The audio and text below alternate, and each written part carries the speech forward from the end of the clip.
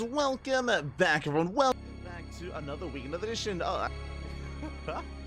Another qualifier here of Masters Coliseum number 8. Last night we were live with the Asia qualifier. Now we are here with the Europa and Americas qualifier. Here we go. And again, of course, your host Live VIP. With me, I'm joined by these amazing players, the people in the chat, and by my plushies as well. Here we go. We are jumping right on in. Also, a big shout out to, it happened earlier in the chat, but there was some bits gifted. Thank you, Papi. Thank you. Unfortunately, was left behind, but do appreciate it. Thank you so much for the bits. We appreciate all the support that we get on the channel as well.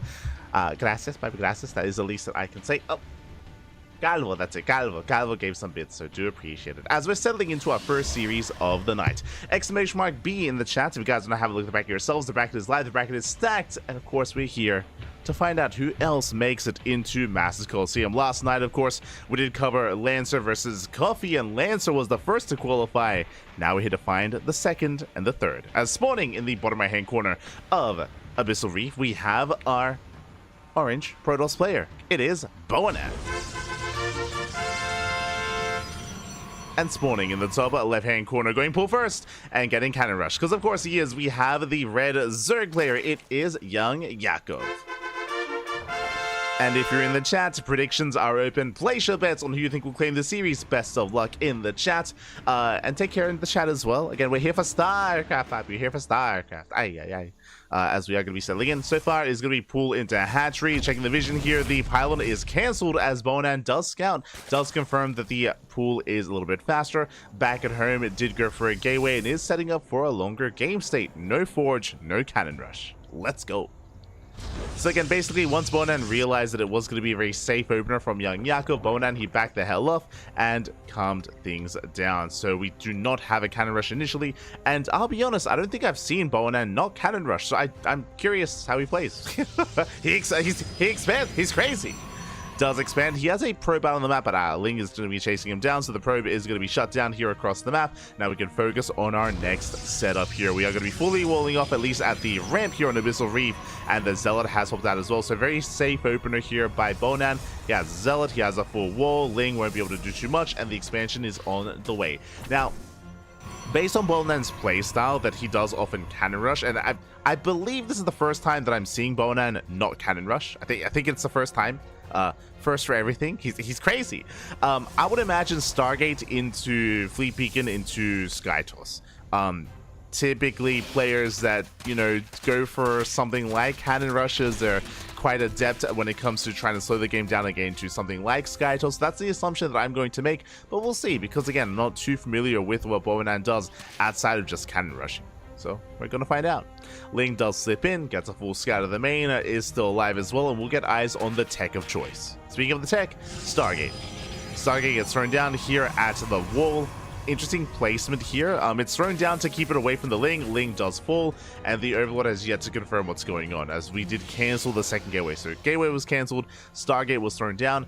Again, no surprise so far, and I'm leaning towards like second Stargate into Fleet Beacon, but we'll see. Maybe Boanan will surprise us. Meanwhile, back at home, Young Yakov is joining up, taking his gases, getting to link speed, pulling out a gas, and working towards a third expansion. So far, so good. Pretty standard setup here from Young Yakov. It's just going to be saturating his spaces and chilling on out. Really, my eyes are going to be on what comes next from this Stargate. Now, the downside of the placement of the Stargate, as he's going Oracle first, is that if he does rush into a second Stargate, into like Massive Void Ray or Mass Phoenix, or into a Fleet Beacon, into Tempest, into Carrier, the problem here is that because the Stargate is exposed, because it's a part of the wall, it's going to be very easy to scout. Very easy to scout here. So on the flip side, it's going to be difficult to pull that off. Does take a third. Boanan. Are we playing standard? are we crazy? What's going on? Papi, is this really Boanan, or are we missing something here? Max packs confirmed? Potentially. Just saying, Papi. So something's wrong. Something is amiss. Okay, let's go. As we do calm things down, Lings, they flood across the map to apply some pressure here towards the third, maybe even force a cancel. The Oracle is across the map. The Oracle's not at home. Oracle's out of position. One Adept gets around it. Nice pick off here by Young Yakov. He's going for the second Adept. Does go for it and will shut it down as well. Oracle across the map will get a stasis, does catch a couple of queens, but no major economic damage. Meanwhile, both head-ups full, and now the pylon is under fire. Everything's under fire. Second Oracle will pop out just in time, though, and Bonan will defend. We'll lose the pylon. The warp-in is denied, but the expansion is safe. The expansion is going to be saved, thankfully. And Young Yakov, he will get out, he will pull away. Plus on melees on production, so plus on melee typically means layer into Hydras. So Ling, Hydra do have a safety Roach Warren on the way, so we'll see if Young Yakov commits. But I actually really like this Roach Warren against Bonan, because Bonan is known for being cheesy and aggressive. Going for skipping the Roach Warren can be a risky thing to do. Whether or not Young Yakov invests into Roaches, I think not, but we'll see. Meanwhile, back at home, Bonan going to be taking up. Forge is on the way, Twilight Council as well, going for a gateway explosion. Interesting. This should be Blink, but if we go for charged, I mean, that will be a little bit more leaning towards Bonan being aggressive here. What's it going to be? Do we see charge? Do we see Blink? Links are deflected. There's the other NG overcharge. So far, so good. Yeah, more gates on the way. Getting up to 6 gateways. This has to be charged, right? I mean, there's no upgrade yet, which is kind of concerning to me. We have the money for it. We have the gas, we have the minerals, oracles, they get across the map. They will deny the expansion. Stop, stop. Has to cancel. Safety roaches are being made. Still no, I think this is a mistake, to be honest. With +1, with all these gateways finishing up, with the excess minerals and gas, there should be an upgrade here, and we are forgetting the upgrade. No. Bonan, not like this. He's setting up the proxy pylon to reinforce. He's gonna have vanilla units. Oh, that's gonna be brutal. Lings, they shut down the pylon. They do get a kill, not a cancel. Still no upgrade, and again, I guarantee there's meant to be an upgrade here. Yeah, Stalkers are amassing.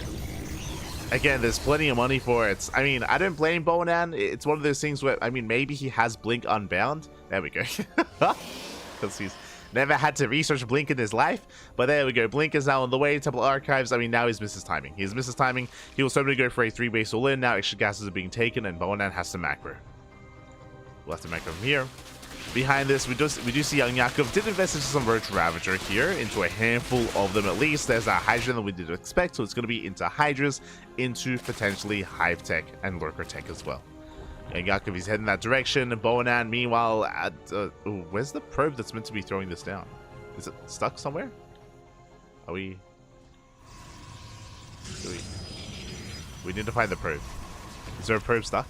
Is there? Oh! It's now being thrown down. I didn't. There's a probe stuck somewhere because it was stuck being made for so long. Ay. Regardless. Temple Archives now on the way again, heavily delayed. So delayed Storm, delayed Archons, delayed Blink. The upgrades are on point. But Bonan now has to expand. Now what I will say, thankfully for Bonan, is that because we're on Abyssal Reef, it is very easy to expand and defend on 5 bases. Like this 3, 4, and 5 base setup is very well fortified here. Very easy to rotate between the bases as well because they're so close by air and so close by ground. So Bonan can secure himself. Speaking of, double Robo on the way for double Immortal production, even into Colossus or Disruptors if need be. On the one hand, Bonan can utilize all this quite well and can macro up, but the problem here is that everything feels late, everything feels delayed, which means Young Yakov should be the first to max. Should be the first to max out.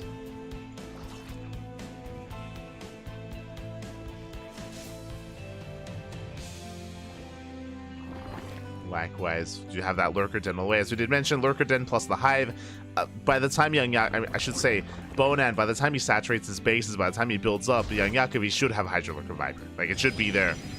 Speaking of, Young Yakov, he wants to trade. Moving out with his Lings. Lings, they find the Robos. Ooh, and they will attempt to focus them down. I don't quite get them. They shave off some of those shields. At the same time, the main army does threaten to die, but doesn't quite commit. Bonan is holding on. There's that Storm on the way, the Immortal production as well. Again, Bonan missed any opportunity to be aggressive, so Bonan has to turtle until he maxes out. Meanwhile, here come the Lunkers. Lurkers are building up. Now, as you can imagine in this matchup, Ground Toss can break through lines of Lurkers 100%. We've seen that time and time again, especially depending on the angle of attack. So Mass Immortal is an answer to Lurkers, especially a lower number of Lurkers. I'm talking like less than 15. Like less than 15 Lurkers, like, mate, this Ground Army can break through. But we'll see how, like, what the armies do look like and where we stabilize or where we settle by the time the army moves out.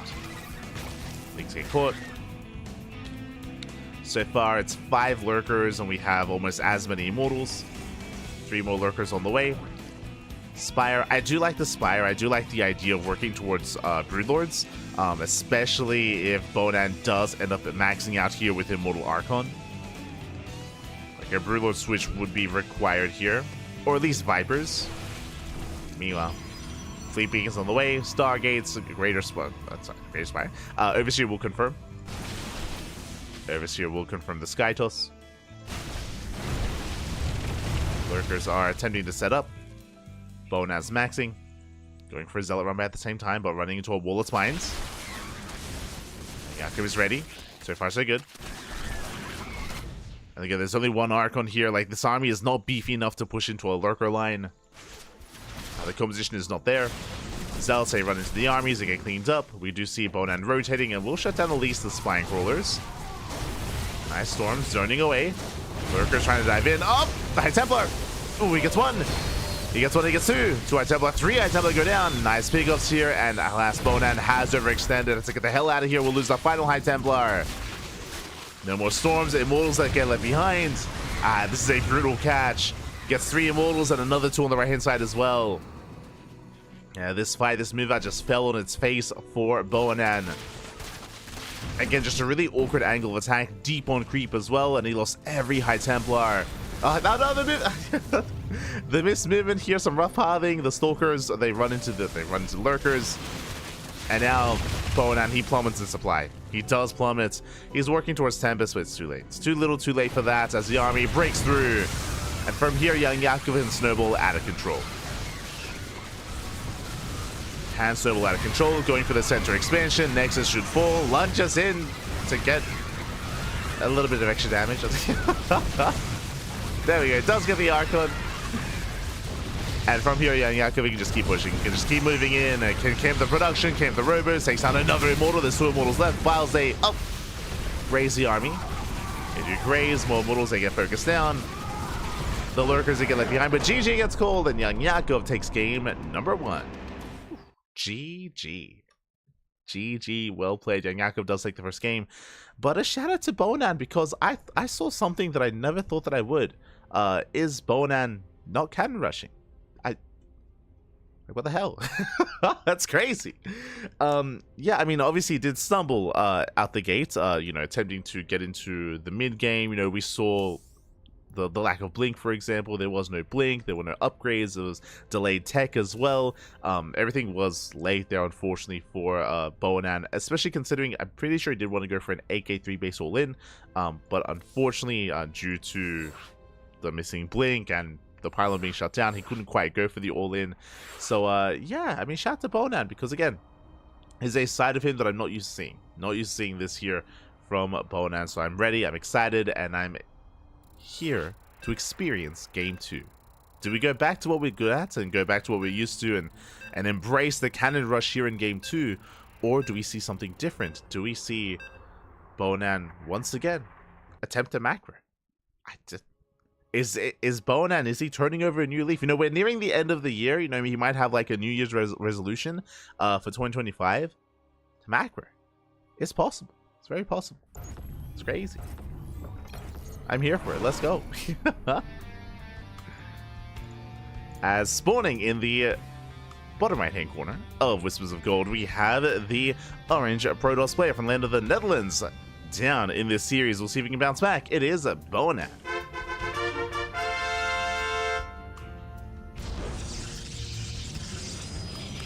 And spawning in the top left-hand corner, we have Bonan once again going pool first. Going for a 12 pool, actually. We have the red Zerg player leading the series 1-0. It is young Yakov.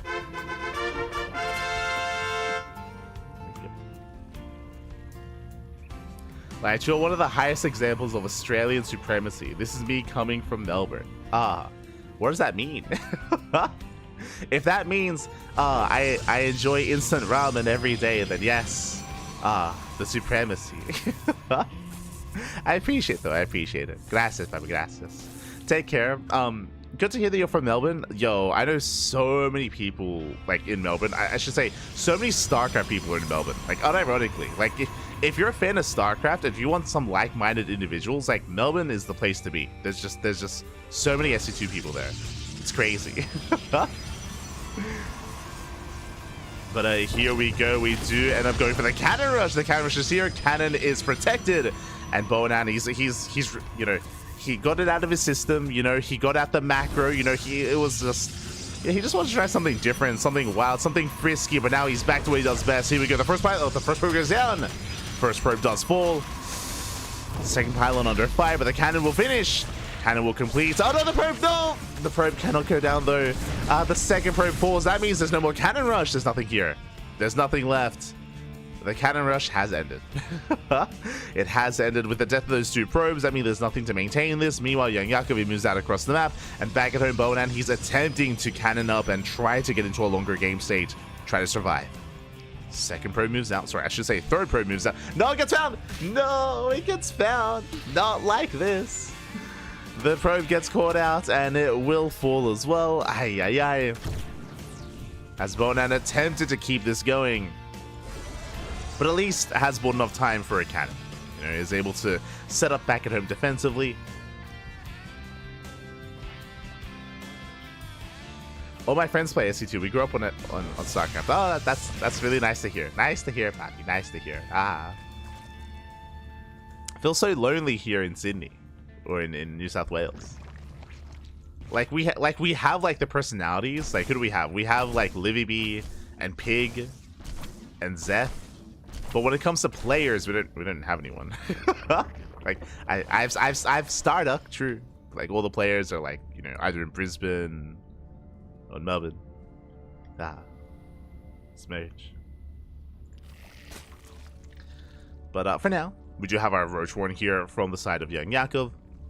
Again, taking his gases, playing one base for the most part, and we'll be able to deflect the aggression coming his way. They'll sure they chip away at the expansion, but we got roaches, we got lings, we should be fine. And Yakov does hold. We do see Bonan going for a Stargate transition. This should be for Void Rays. I would imagine Void Rays on the way to help support. The reason why Void Rays can be really effective in this kind of game state is because of the low queen count. Because there's only one expansion for so long, there's very limited queen production, and as a result, very limited anti-air. So Void Rays can achieve a lot early on. Overlord under fire. Oh! Stalker being forced back. Cannon will go down. Nice pickup. Cannon does fall. Meanwhile, it does say the Overlord will lose one of the roaches, but the Overlord is safe. And here comes that Void Ray that we did mention. Void Ray is in production.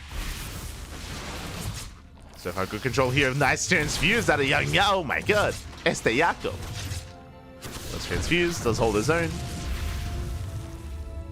It's with the army up. Going for another Stalker, doesn't quite get it. Ravager's getting low, but reinforcements are on the way. And he does take down the Stalker, the micro, the control. Oh, he gets both. He gets both Stalkers. He's crazy.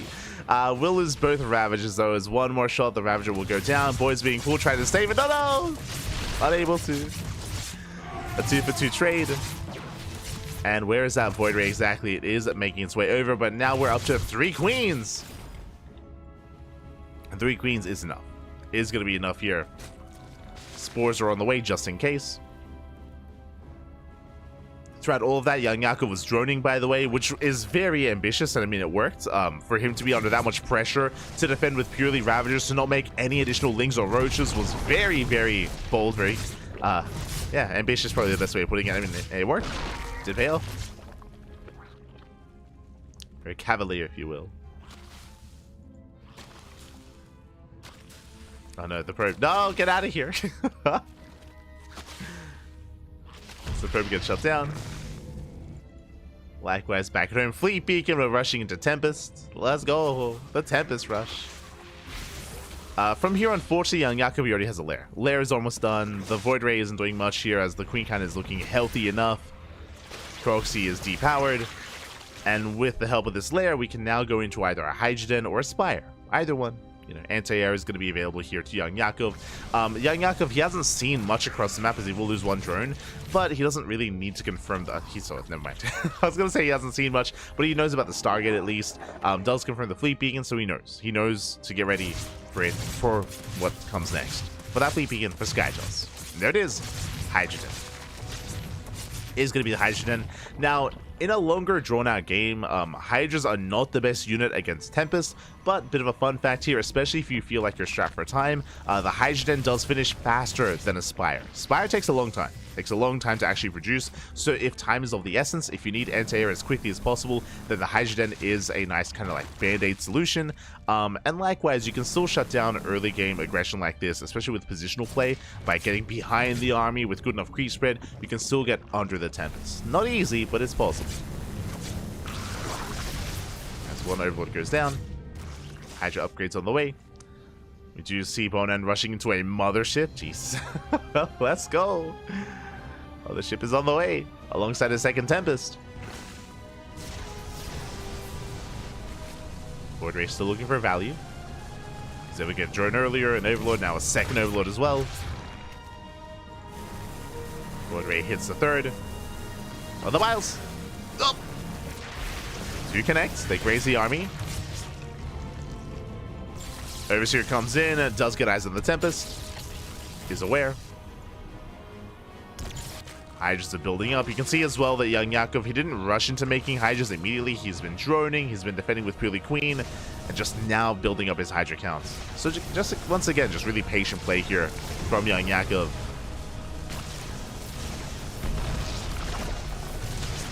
As if you make units too early, then your economy is going to suffer, and you'll be outscaled over time. Nice little balancing act here from young Jakob. Void Ray towards the main. Up is going to overextend for a moment there. Has to back off. Has to respect the Spore. Oh, meanwhile, it looks like the second Void Ray did go down. That was the Tempest! No, speaking of sneaking up under a Tempest, but the Tempest did go down. That should not have happened. Ay, ay, ay. So the first Tempest falls to the Hydras. And now we're back to square one with one Tempest. What's the answer to the Tempest? The Hydras, Pappy. True, true. Two more Stargates on the way. Bold move. I don't know if Bonan can actually afford triple Stargate production at the moment, but sure, fine. It's all good. It's getting into them. Second Tempest has arrived. Hydra try to sneak up. Oh, they get the Void Ray. Void Ray goes down. So nice pick up here from young Jakob. Likewise, trying to drag the army onto creep further in to be able to get under them.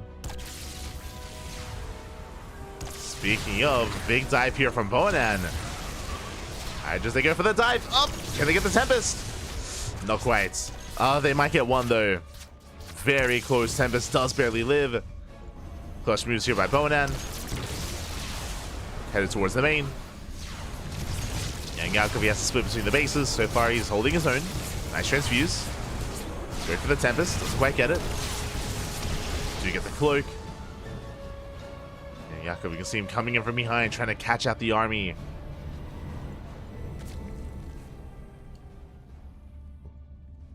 Still got that one Void Ray with him.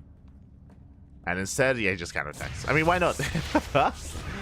Instead, young Jakob, he will just counterattack. He will hit the third base. There are some Tempests to defend, though.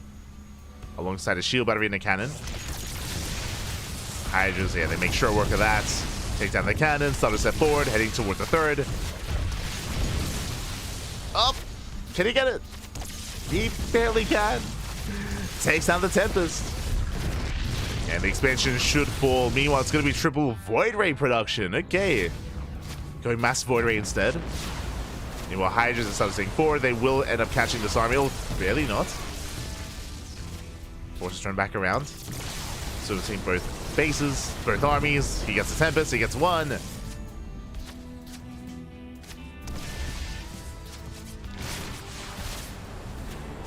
And he will get the mothership as well. Oh, the slow zone though. Up. It doesn't matter. Despite the slow zone, mothership goes down. Brutal pickoff. Down to one final Tempest. Remember, Void Rays behind this. There's 3 Void Rays now coming in. Ooh, another Tempest goes down. GG gets called, and Young Yakov, he will snowball out of control, and he will take the series at 2-0. GG. GG, well played. Congratulations, Young Yakov. He will claim the series, will advance on into the next round. My condolences to Bonan, but I appreciate his fun, diverse style here. We got to see Bonan in full force here in Game 2. Unfortunately, if you recall, Bonan got shut down early on. If you remember, he lost both probes. Both probes were sniped early on, so he could not continue that cannon rush. It was only one cannon, one gateway. He couldn't really support it. So from the get-go, he was just in a really rough position there. Had a really hard time transitioning out of that. Went into Sky Toss, of course, went into a Tempest Rush, but even then did bleed out too many units too quickly, too soon. With that, GG. GG well played. Young Yakov, he will advance on, and we can take a moment here to have a look at the bracket and figure out where we are headed next and what match we're going to be jumping into. Un momento. As I believe he already has a series. Already does have a series here. I did mention it in the chat earlier, but up next is going to be a ZVT between Young Yakov and Spirit. Let's go. Let us go. Get an exclamation mark B in the chat if you guys want to have a look at the back yourselves. Let's switch our scenes over and catch up. This is the Asia brackets. Un momento. This is the bracket from last night. And this is the bracket from today. Again, a very large bracket. Looks like the first round is concluding. We have HeRoMaRine taking down Hatsu 2-0. Now again, Showtime in the second round. We have Christiana versus Wingit. Did take him down 2-0. Mana took down Jimmy 2-0. Now the PvPs continue. That's a lot of Protoss up there, by the way. Showtime, Christiana, and Mana. Best of luck to HeRoMaRine as he's a Terran surrounded by Protoss. Best of luck. I mean, it's the European qualifier, European Americas qualifier. There's a lot of Protoss here. A lot of Protoss. Speaking of more Protoss, Skillus takes down Ledlix 2-0. Geralt takes down UAD Soldier 2-0. Now we have Skillus versus Geralt in another PvP. Scrolling down, we have Azura. Azura is slain by Estrella. Estrella takes a 2-0. Estrella advances on to face off against Nickrak. Nickrak takes down Goblin. Big win. Big win for Nickrak. Ay, papi. Oh my god. Takes down Goblin 2-1. Went to the ace match, but a big shout out to Nickrak as he does take down, I would say, a more favored player. I mean, Goblin, he's very hit and miss. Like, there are some events where he looks very, very much so in form where you can take it to the best of them. Others, a little bit less so. But it was a close one nonetheless. Congrats to Nickrak there, as it's not going to be an easy run for him. Like, we have the best Protosses in Europe and the best player in the Americas in the same half of the bracket. And all these players are fighting for one slot. For those that are curious, going over the format here, single elimination bracket, and only 2 players qualify for the main event. 2 players from this qualifier qualify for the main event, I should say. So one from the upper half of the bracket, the other from the lower half of the bracket. So basically, all these players for one slot. All these players. Meanwhile, we have the second half of the bracket. Let's scroll on down a little bit further here and embrace it. Here we go. As we scroll on down. Okay, from the top we have HeRoMaRine. HeRoMaRine is waiting for the winner of Shameless and HeRoMaRine. Looks like Shameless and HeRoMaRine is still mid-series. Best of luck to Shameless. Again, he's, I would say, the rising star of 2024. Shameless has been looking so damn good this year, and he's up against some of the more notorious players in Europe. So best of luck to Shameless. Best of luck. Scrolling down, we have Lambo. Lambo takes down Sebestis 2-0. Lambo waiting for the winner of DNS and Foxer as they are locked in a PvT. Scrolling further down, there's our series. That's us, papi. That's us. We have Young Yakov versus Spirit in a Zerg versus Terran. Honestly, I'm really looking forward to this. Young Yakov has been looking very strong as of late. If you've been watching the channel, you've been seeing Young Yakov pop off. Recently, Young Yakov, he was a Sparkling Tuna Cup champion. He took down Creator 3-2 in a ZVP in a very impressive fashion. So Young Yakov, he took down, a Korean Protoss. Likewise, Young Yakov, he also was looking dominant in the best of 7 finals of the Firegrow Cup. Young Yakov, he took down Wayne. Took down Wayne in that best of 7, a very intense series and really impressive performance by Young Yakov. So he's been popping off against Protoss, he's been popping off against Zerg. What about ZVT though? that's the one matchup that I haven't seen enough of Young Yakov in, and we'll see how he compares to Spirit. I do think they're relatively close in skill. We'll see. Spirit, I would say, is the favorite player coming into this, but I would not be surprised if this goes to the ace match. Would not be surprised. Scrolling down, we have a Laser. Laser takes down Milky Cow 2-0. Ooh, very well done here by Laser. We haven't heard that Milky Cow for a very long time was inactive, but recently has come back into laddering more regularly, so it is really cool to see more Milky Cow recently. I hope to see more of him in upcoming qualifiers, in upcoming Open Cups. As a reminder, if one of your fan favorites, if one of your favorite players does not make it through this qualifier, there's a global qualifier at the end of the weekend. So there is a global qualifier. What I will say though is that, I mean, it's global, which means the Koreans are also going to be getting involved as well. So that global qualifier is going to be a very difficult one. Very difficult. You do want to make it out of your own regional qualifier initially, as it is going to be easier to do so. So best of luck to these players. As we scroll down a little bit further, Alasia is waiting for the winner of Litka and Fiant, as they are facing off in a best of 3. And that is the lower half of the bracket. So all these players are fighting for one qualifying spot. These players in the lower half, I should say. There's upper half, lower half. Here we go. And now they're... Oh! Un momento.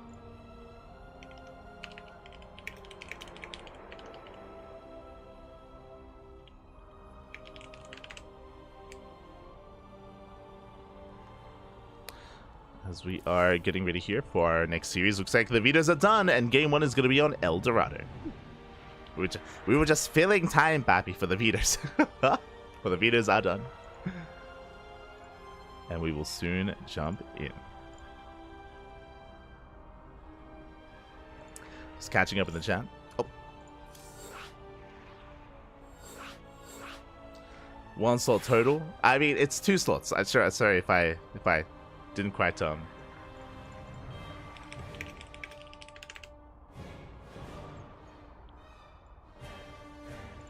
So I didn't quite express that enough, but yeah, there are 2 slots, 1 for each half. 1 for each half of the bracket between all these players. And yeah.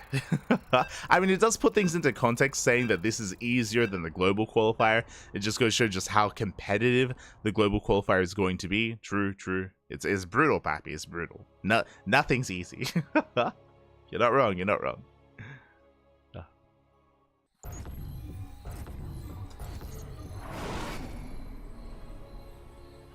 But here we go. We're getting into our next game, and spawning in the bottom right-hand corner of El Dorado, we have our Polish Terran player, the Blue Terran, representing himself, currently teamless, but one of the favorites to make it far in this qualifier. It is Spirit.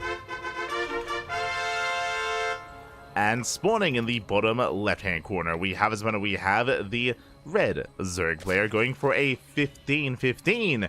It is Young Yakov.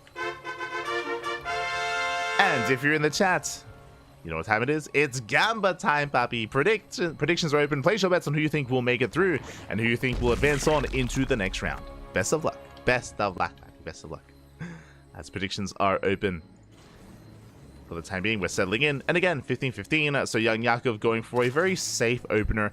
With this, it will mean one thing, though. The downside is gases. Your gases are going to be far later here. Far later than usual. Because of that, we would usually skip link speed. This usually, I say usually, this can lead into a skipping of link speed and going into roach play instead, coming into the early to mid game.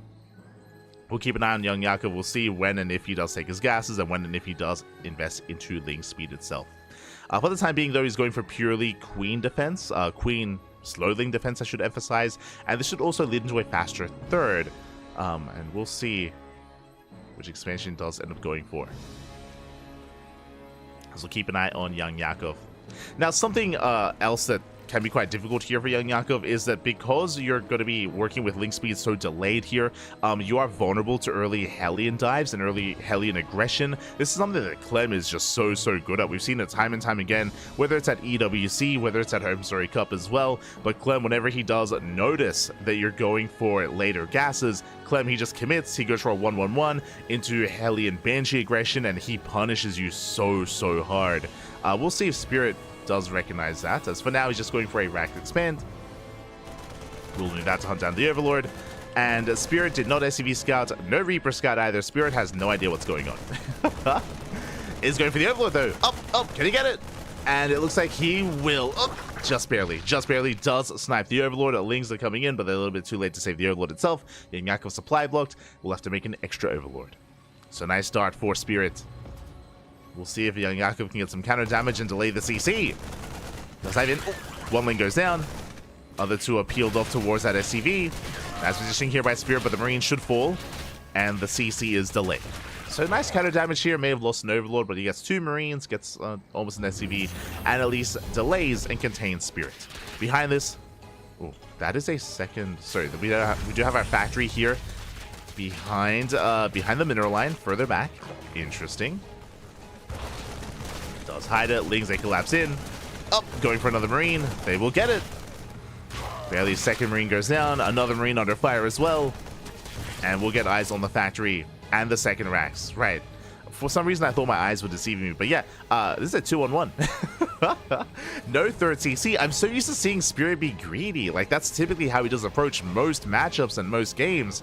But here, going for that second racks into a factory. What's important, though, Young Yakov, he knows. He did scout. He is aware. He's aware that, that Spirit is going to be hyper-aggressive here. Straight up 2-on-1. No third CC.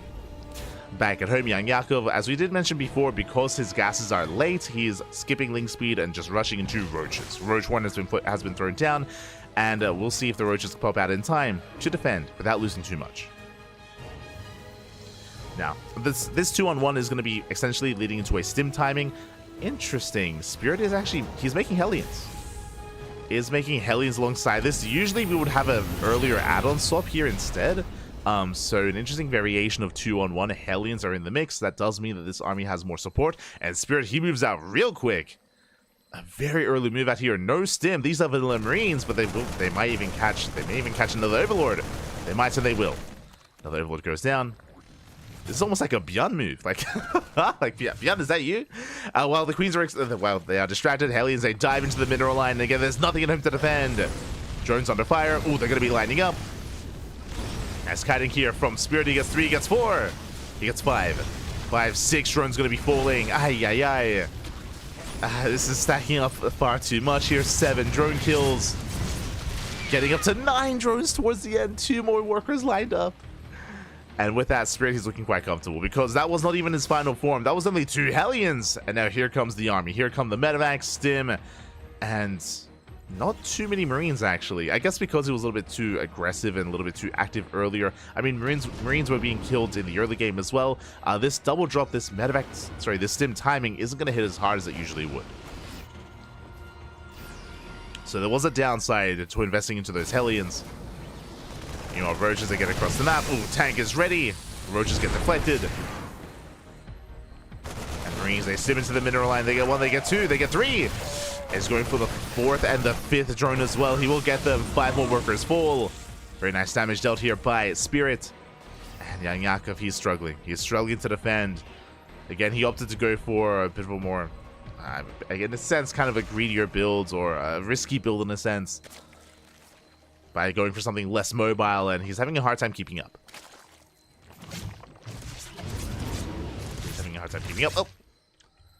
Try to force back those medevacs. Is forced to re-drone.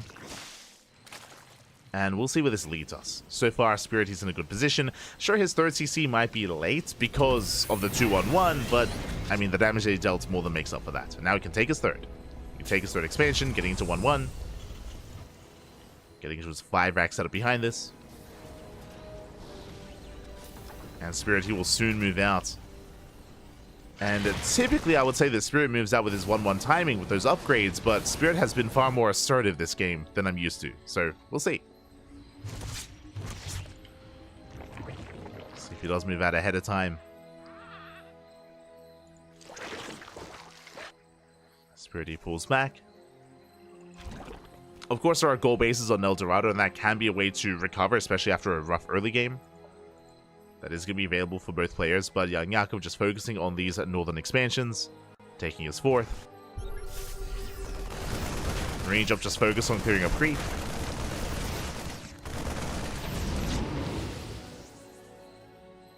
See in the chat, is Spirit's soul?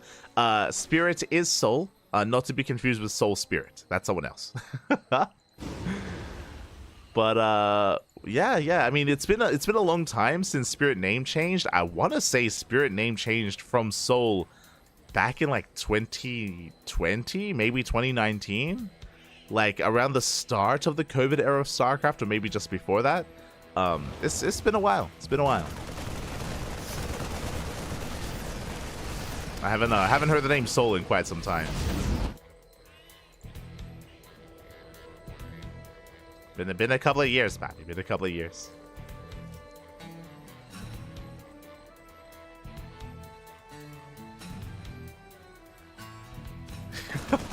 What I could tell, Spirit is what you are on the inside, and the soul is your personal identity. I mean, the soul can be what's in the inside as well. No. Did he ever have an interview where he explained why he name changed from like one word to another? That's kind of like the same thing. I guess. Like, what was the reason for that?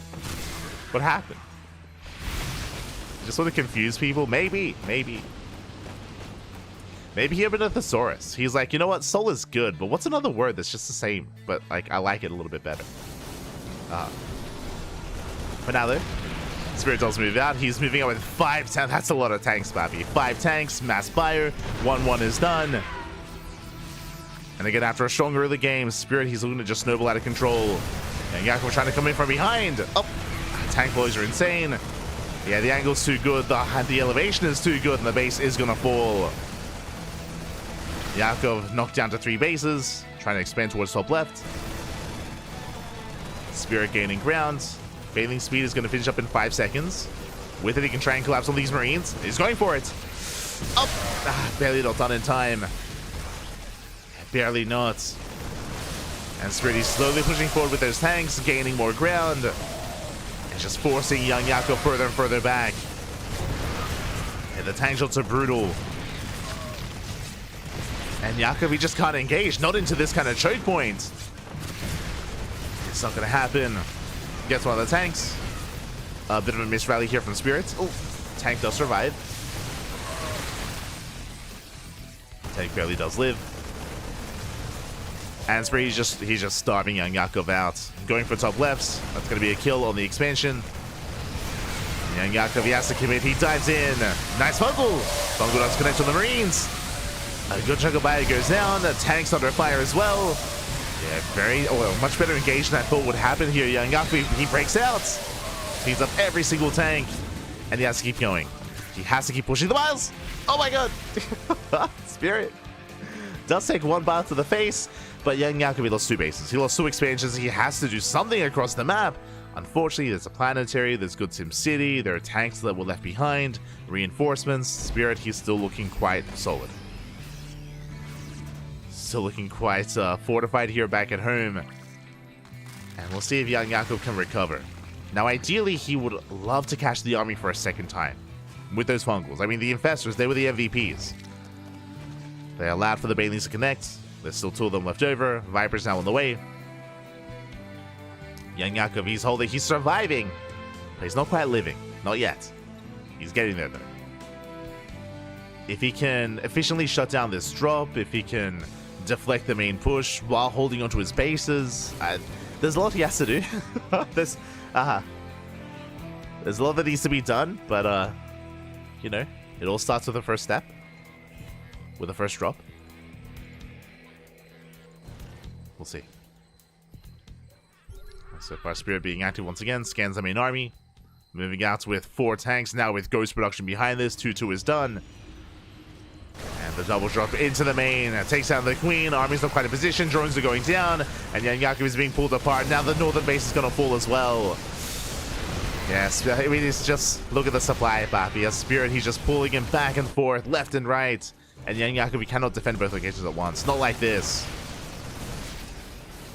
Not like this, Bappy. As Spirit, he stems in. Gets another hatchery. Tank boys going off. The tanks are exposed, and the tanks will go down. But it's going to be worth it here for Spirit. May lose every single tank, but he kills both expansions. So once again, young Yakov is stuck on 3 bases. Stuck with a subpar economy. Spirit even trading with Ravagers. GG, and Spirits will take game number 1. GG. A solid start here for Spirits. And again, it was just a really rough early game from Young Yakov. If you recall, he lost a lot of workers early on to the initial Marine dive, and even before that, the Hellion run by as well. It was brutal just how many workers went down, and that many losses early on, that is game-ending. It is game-ending. It's one of those things where, especially the earlier the game is, every worker matters that much more, because you don't really have many workers to begin with. So it can be that much more brutal, and it can be very difficult to recover from that kind of game state. Yakov did attempt to, but alas, was barely able to keep up with the momentum that Spirit had.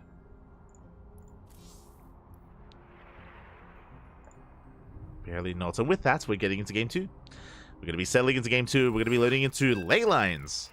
Okay, one of the more, I guess, standard maps. I think I would say that one of the more standard maps in the map pool. Ley lines can be quite defendable here on your 3 and 4 base setup. Rush distance by ground is on the shorter side of things, especially when it comes to the new map pool. I think there are 3 maps that are tied for their rush distance. I think it's ley lines, Ultra Love, and maybe Amygdala. I think all 3 of them like have a short. They're tied for shortest rush distance, something like that. We'll have to double check. But for now, we're settling in, and spawning in the bottom left-hand corner of ley lines, we have the Polish Terran player, the blue Terran, leading the series 1-0. It is Spirit. And spawning in the top right-hand corner, we have as opponent, we have the red Zerg player. Down in the series, we'll see if he can recover. We'll see if he can bounce back and force the ace match. I hope so. It is Young Yakov. Here we go. Thank you so much for your contributions to the SC2 community. Ah, thank you. I appreciate it. We're just doing our parts, Ah, doing what we can, I mean, we have been, thankfully. I think this year, 2024, was maybe our most successful year when it comes to our growth. I think for like 2 or 3 years we were kind of stagnant at around maybe like 70 like concurrent viewers sort of thing, and we have like more recently been kind of like breaking that a little bit more often, which has been nice, which has been good. So we have been getting a little more attention recently, which is always a good thing, always feels good. But regardless, you know, we're here to stay, papi. We're here to stay. The passion is real. always for StarCraft. I hope you were around for ANZ Champs as well. It's a very niche event, but that's still my favorite event that we've covered here, or that I've covered like personally. Was ANZ Champs back in 2020, 2021. I think the last season was 2022, but especially like the first season of ANZ Champs, like like that was good times. good times, papi, good times. If you're around for that, you know.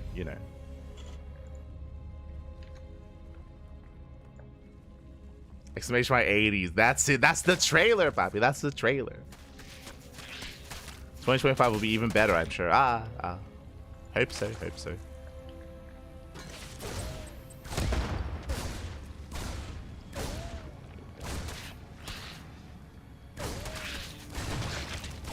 As we do have Spirit once again opening up in a very aggressive fashion. I'm not used to this, I'll be honest. I'm not used to seeing Spirit be this assertive here, but he's going into, once again, a 2-1-1 setup.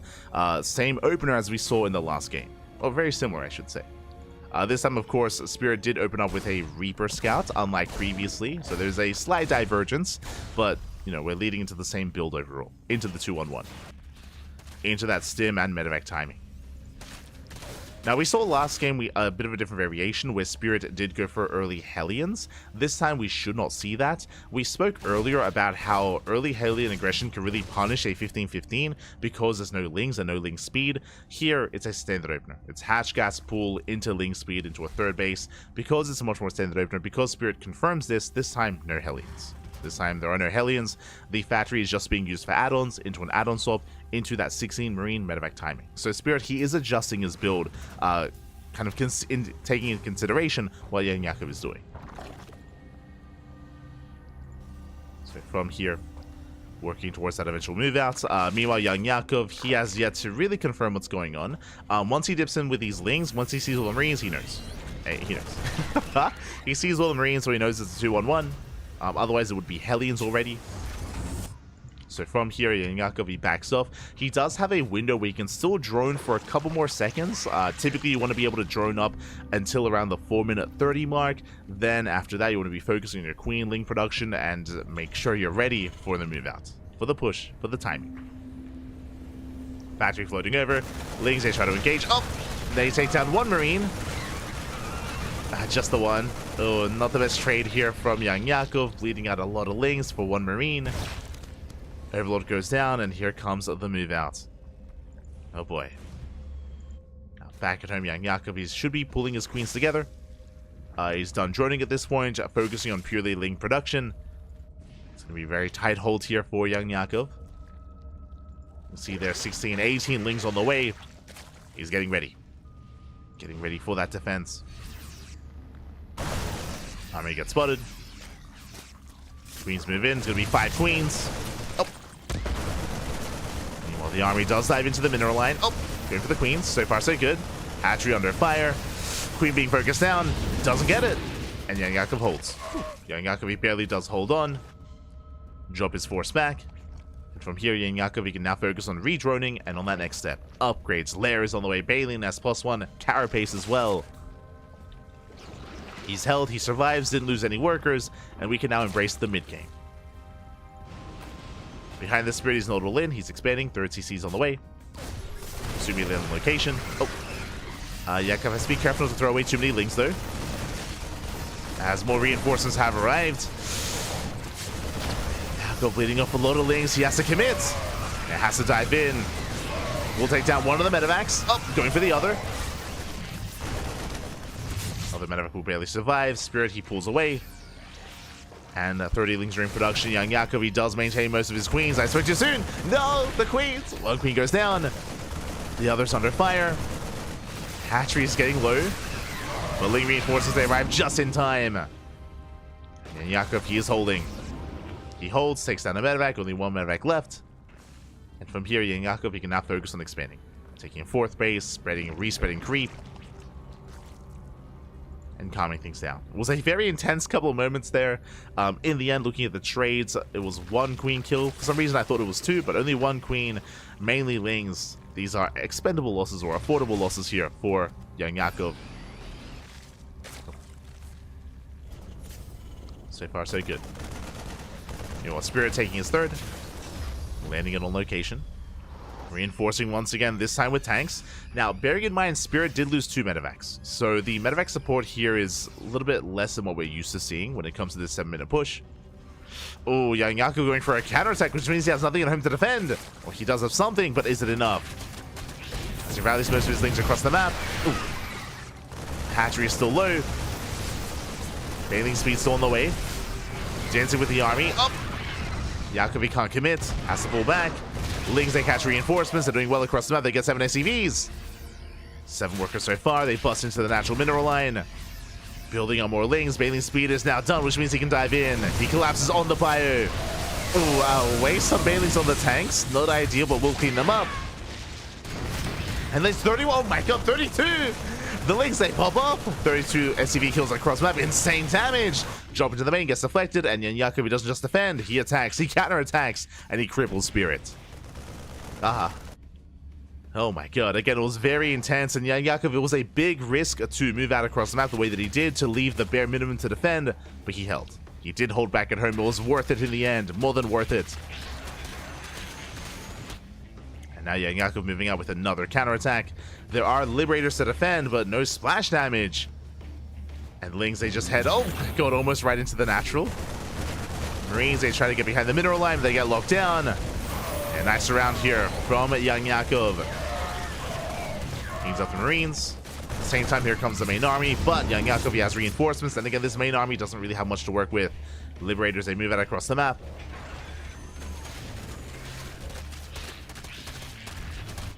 Yeah, I had to hang out. Oh my god, I didn't even I didn't even know there was just a giant laser beam here. Jesus.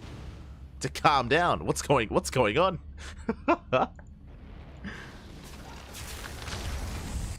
I like pan over. It's like my eyes. Jesus. You know, Liberators that have arrived. Gonna be denying mining time here at the 4th. Jump towards the 3rd. Oh, they get a queen! Ah, that was a high NG queen as well. A bit of a slip up there from Young Yakov. Meanwhile, Spirit, he is recovering. Yakov is in a better position, but Spirit, he has mules. He has triple SCV production. Sorry, yeah, triple SCV production, triple mule production as well. Spirit, he can't stabilize. Link Bane rolling in, but oh, is it worth it? Okay, crashes into the depots, gets the mineral line. Not bad. Drop is deflected. Ooh, Lings, they get shut down. I would say that was a slightly better trade for Spirit. Did lose some SCVs though. That was 6 workers falling. Liberator finally goes down. And Young Yakov is trying to get into a 4-base economy. Dropping towards the 3rd. He gets a queen. He gets 1, he gets 2. 2 queens do fall. Getting a 3rd queen as well. Oof. And once again, a much more efficient trade here from Spirit. And now he's going to be reinforcing. Where are the Bailings? Bailings are not quite here. Does he need them? That would be nice. There we go.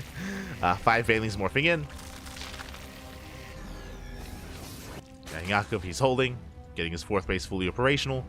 Embracing 2-1 upgrades. And Young Yakov is still maintaining himself. And once again gets into the mineral line. Collapsing on the tank. Oh, he won't get it though. This will get the tank, but that was still a costly trade. That was a rough call to make. Young Yakov reinforcing. There's going to be 2 tanks on the high ground. Sorry, 3 tanks on the high ground even. Young Yakov, he doesn't have to push in here. I understand the want to, the need to, but like Young Yakov knows that he's ahead, and he clearly wants to kill his opponent. He wants to kill Spirit. Is a big risk. Does rotate around. Bailings rolling in. Nice tank shots here on the Bailings. Oh, they connect! Massive connections. Whew. GG gets called, and Young Yakov, he will tie the series 1-1. GG. Oh my god, very intense game. GG, well played. It felt like so much of that game was on a knife's edge. So much of it. Young Yakov, he pulls it off. We're going all the way to game 3. As you mentioned, did expect to see an ace match between these 2 players. This is the reason why I dove on Young Yakov versus Bonan, because I saw the potential Spirit versus Young Yakov, and that looked spicy, papi. So I did want to be all over that. And we're here. We're going to game 3. Let's go. We are going all the way to game 3. And we'll see what map we do end up in. We'll see what map we do land on here, as game 3 is going to be on... Ooh. Is going to be on Frostline. Interesting. Frostline is one of the newer, larger maps in the map pool. The bases are very exposed. They're very spread out. We have seen a lot of players struggle to maintain themselves and struggle to defend, you know, their 3rd, their 4th, their 5th expansions, especially in a longer game state. I'm curious how Young Yakov will approach this. We'll see. We shall see. I do think that run-bys and counterattacks are stronger on this map, 100%. We saw how effective they were from Young Yakov in Game 2, and we'll see how Spirit adjusts in Game 3. As we're getting into the ace match, and spawning in the top right-hand corner of Frostline, we have the Polish Terran player, the Blue Terran, being forced into the ace match. Can he bring it back? It is Spirit. And spawning in the bottom left-hand corner, we have his opponent. We have the red Zerg player, tying up the series 1-1. Can he close it out? Can he take it and cause the upset? And it would be an upset. It is Young Yakov. We go.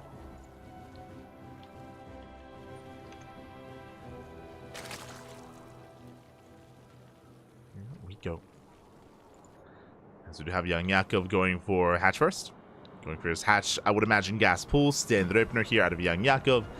You know, a Spirit across the map going for a CC first. This is the Spirit that we know and love. Again, Spirit, he is known for cutting corners. He's known for being greedy. He's known for taking chances like this, which is why I was so caught off guard when we saw Spirit go 2-1-1 in Game 1 and in Game 2. I mean, in Game 1, it made more sense just because of what he was up against. Like, it did just worked so well for him. It gave him a massive lead early on. The variation of 2-on-1 that he had embraced in game number 1. But here in game 3, CC first. Spirit, he's back. Let's go. He is back. Now I do still expect him to be aggressive in the mid game. As I mentioned before, I do think that this is not the best map to turtle on. You know, if we wanted Spirit to, you know, get into a natural, into a fast third base, into a fourth base, into a long macro game, you know, that's where Ultra Love comes into play, or even ley lines as we saw previously, or would it actually be even better than all of that? Abyssal Reef, Neon Violet Square, King's Cove. There's a lot more potential for longer, later games on those larger maps. Here on Frostline, as we mentioned, I mean, we can just see it here. We have our potential third and fourth bases. They're very spread out. There's these big open spaces in between them, very wide ramps coming into them as well, even multiple entrances here towards the north. So run-bys can be quite effective. Can be quite effective here. And it can be quite difficult to defend and secure your 4-base economy. So we'll see. We shall see. As Young Yakov does take the northern expansion. Again, just hatch gas pull. Link speed on the way, pulling out of gas. So far so good. Do have our initial Reaper here from Spirits moving out. Does catch a Ling. But outside of that is just staying back at home and just chilling out. Spirit actually never moved out with the Reaper. He never moved out with it. I mean, it was CC first, so it was a delayed Reaper. I should emphasize that as well, which is why Spirit has no scouting information.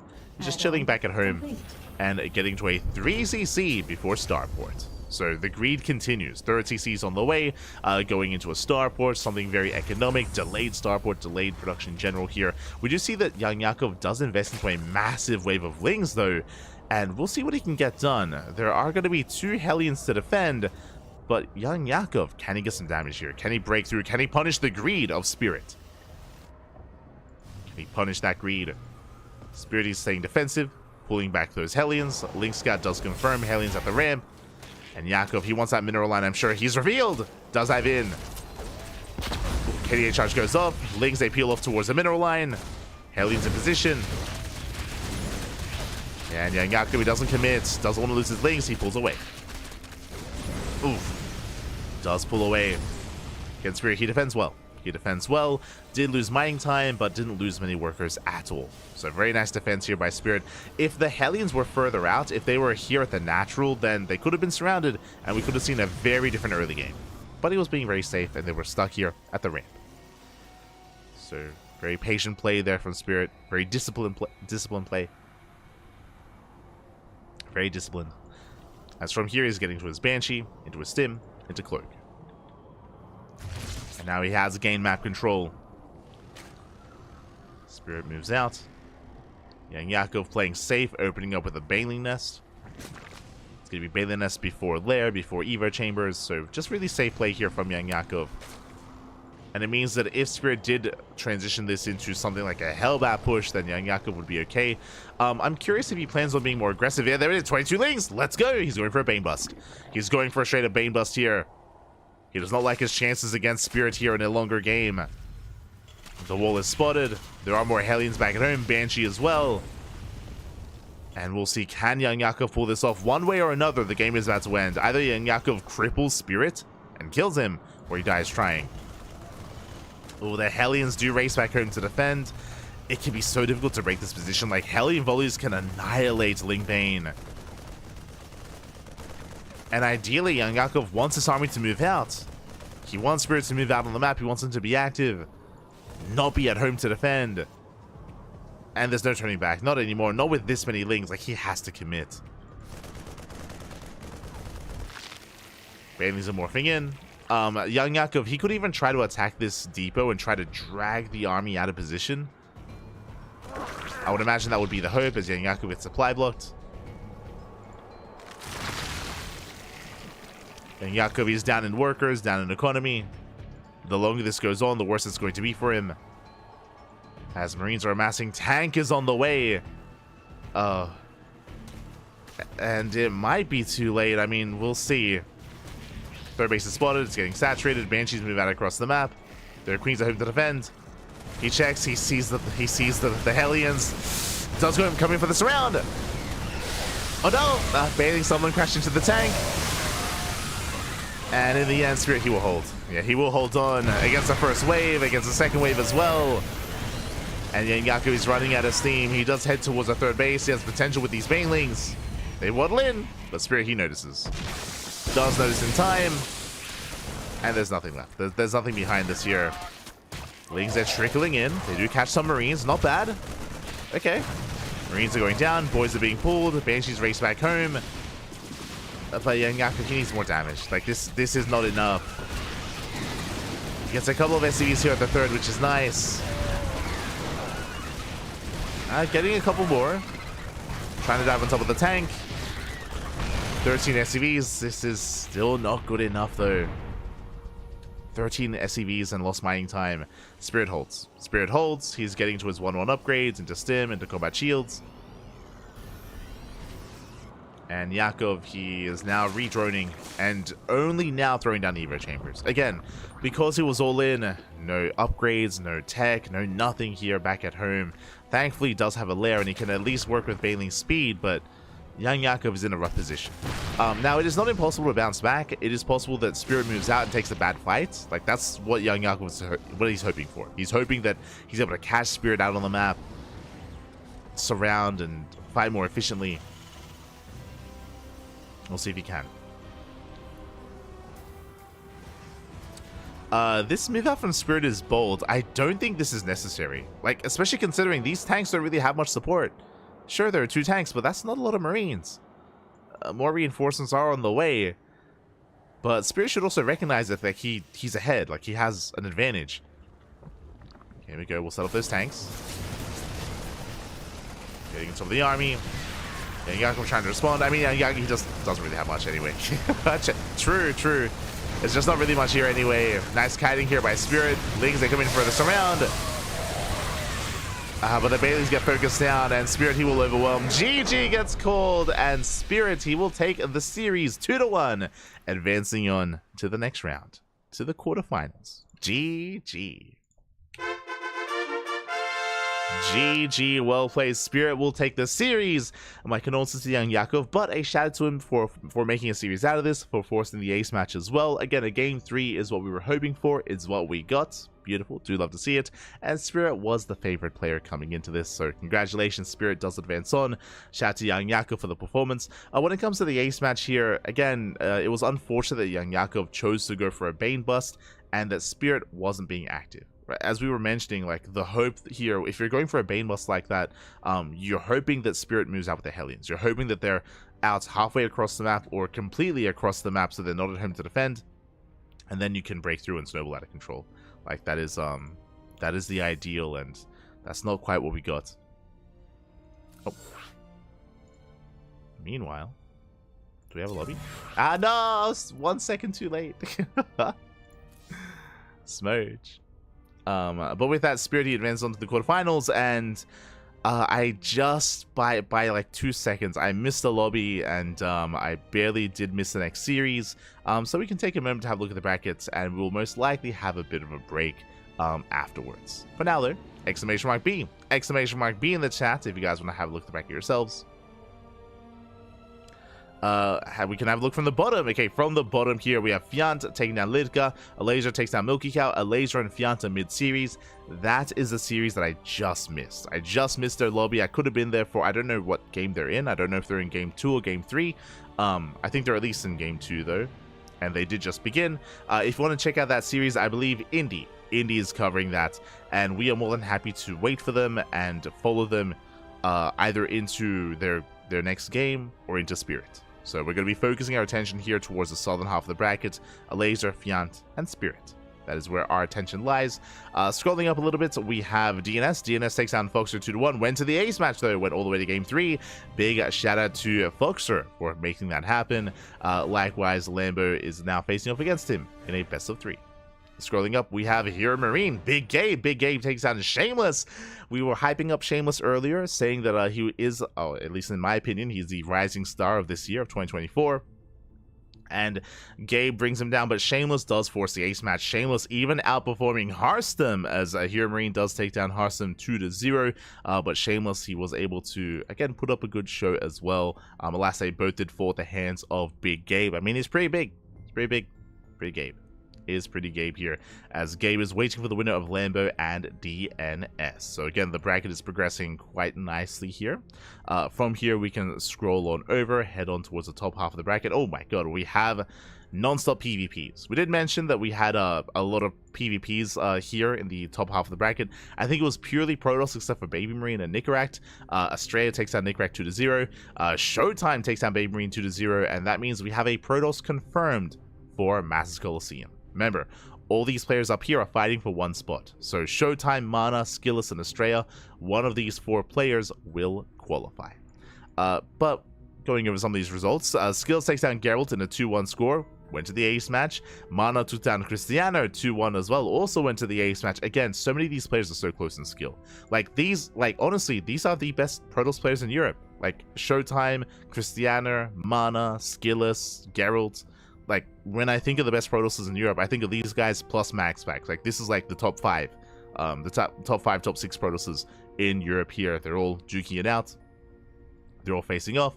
And we'll see if Australia can represent the NA region in Masters Coliseum.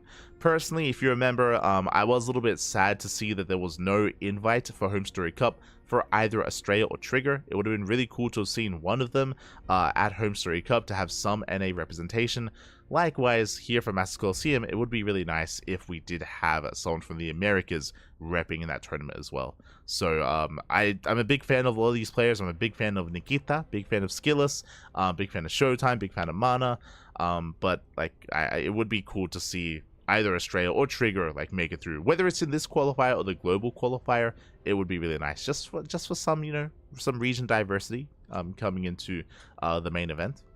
But best of luck. Best of luck to all these players, to all these Protoss players. Again, who has the best PvP? We're going to find out amongst them. Amongst all of them. And as those PvPs are going on, again, we're focusing on the lower half of the bracket. Again, if you want to check out some of these PvPs, some of the other streams will be covering them. There's Wardy, there's Steadfast, there's Rotterdam. Plenty of other language casters are out there to cover those matches. So they got you covered. We are focusing on the lower half of the bracket. Here we go. So again, we're going to be going on a short break. We're going to have some downtime here. Again, we unfortunately just barely missed a laser versus Fiant by like a couple of seconds. So because we missed out on that, we're going to have some downtime. Then when they come out of game, we'll be able to follow them into Spirit. That's the plan. That is the plan. Just catching up. Just catching up.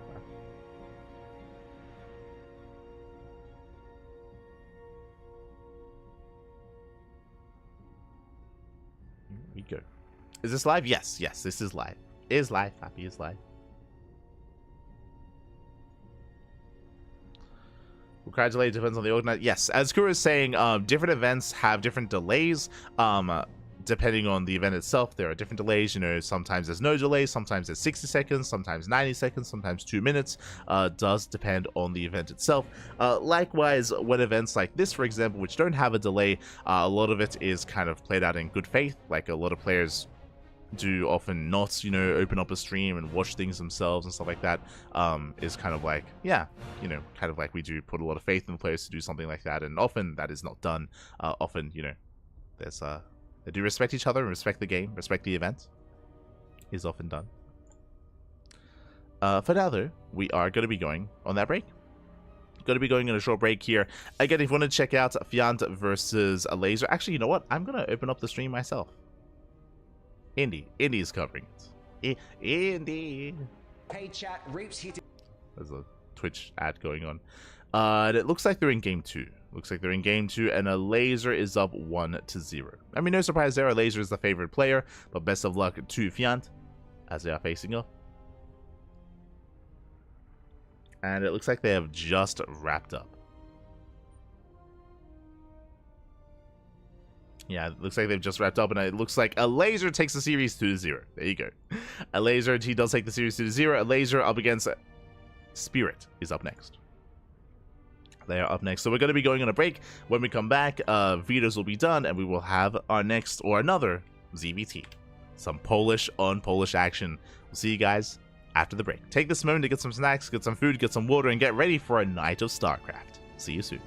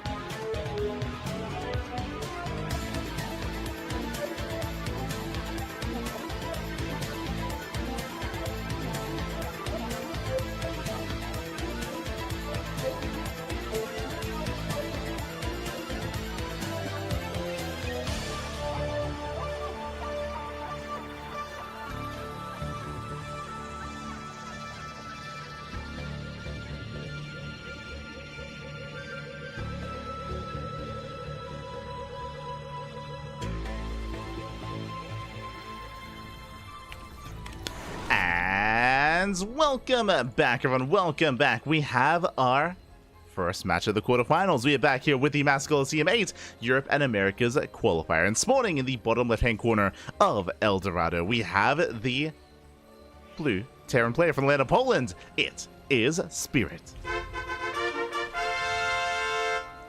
And spawning in the bottom right-hand corner, we have the Polish Zerg player, the red Zerg representing Team Liquid. It is a laser. And if you're in the chat, predictions are open. Place your bets on who you think will take the series. Best of luck in the chat as we calm things down and settle into another ZBT. Again, the best Terran in Poland up against the best Zerg player in Poland. We've seen these two face off many a time, and coming into this, I would say that Spirit is the favorite player. Time and time again, we've seen these two face off in offline events like the House Galactic Battle. Again, we are the official English casters of that Polish land that does occur from season to season, and for a long time it does feel like Alasia was on top of Poland, but Spirit has since kind of claimed that spot, claimed that crown. But this is a best of three short series. I can see this going either way. If this was a longer series, I would favor Spirit. Shorter series, it's more up in the air. For now, 15-15. Did have an extractor trick early on, going for a 15 hatchery timing, but the spawning point isn't too far behind from there. My eyes are on this drone though. A laser, is he going gasless? He's going for the third. Bold move. Here we go. So a laser, he is going for a gasless build, very similar to what Young Yakov went for. If you remember, Young Yakov, he also went gasless on El Dorado in the previous series, but he was punished. He was punished by a more aggressive Spirit. Spirit did go CC first. Let's go. CC first into a Rax. But if you remember in that series, Spirit, he went for a 2-on-1. He went for a 2-on-1 early Hellion push as well. He was able to punish and able to, just take a massive lead against Young Yakov in that first game. We'll see if we can achieve something similar here against a laser. Now, something important to bear in mind is because a laser is mining through these minerals, because a laser is taking the triangular third, it means this third base is safe. A Hellion harass, the early Marine move out as well, cannot touch this third expansion, so the drones here are going to be safe and sound, and this is going to be a much more defendable setup here for a laser. Much safer. Much safer overall. Especially considering that Spirit has not mined through those gold minerals. Behind this is getting into his 1-1, checking his vision. No SCV scout, of course, no SCV scout, so it's going to be a delayed Reaper scout instead. Spirit is moving out to scouts and to try to get a read on what a laser is up to. Let's go. So he does dip in. So far, laser keeping up, zoning away that Reaper. Oh, but the Reaper will confirm and we'll get eyes on the expansion. Is now aware of the third base.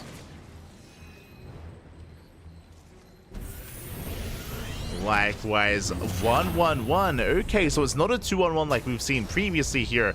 Instead, it's going to be 3 CC into Starport. Economic build by Spirit. He will not be overly aggressive. He won't try to punish a laser. I mean, again, considering the third base location, the third base that was taken, it's going to be much more difficult to be aggressive. So Spirit, he expands. He embraces a longer game state. So faster third base in the end, more economic. Meanwhile, a laser, because he went for a gasless build, into Roaches. Pretty standard. He's going to be going into Queen Roach, into a 3-base economy, into a 4th, into a longer game state.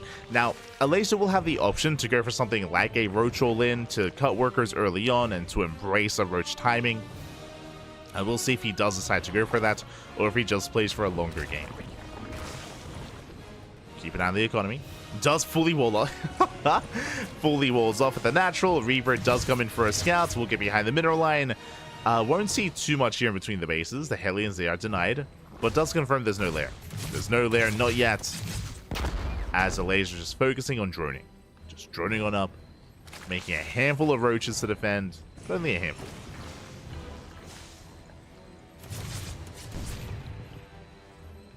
As a laser, he does attempt to take the gold. Does attempt to take another 4th. Now, taking this gold base, it can be abused from the other side, of course. Can be harassed. Spirit, he does mine through the center minerals, and he is now active on the other side. Making his way towards that third. There are a couple of roaches, but the drones are going to be lining up. Oh my god. Yeah, 3 drones going down, and 6 drones going down, and he's not done. The boys are being pulled in. 9, 10 worker kills, and oh god. They get roasted. 13 drones. Did I say 13? 15. Can we get more?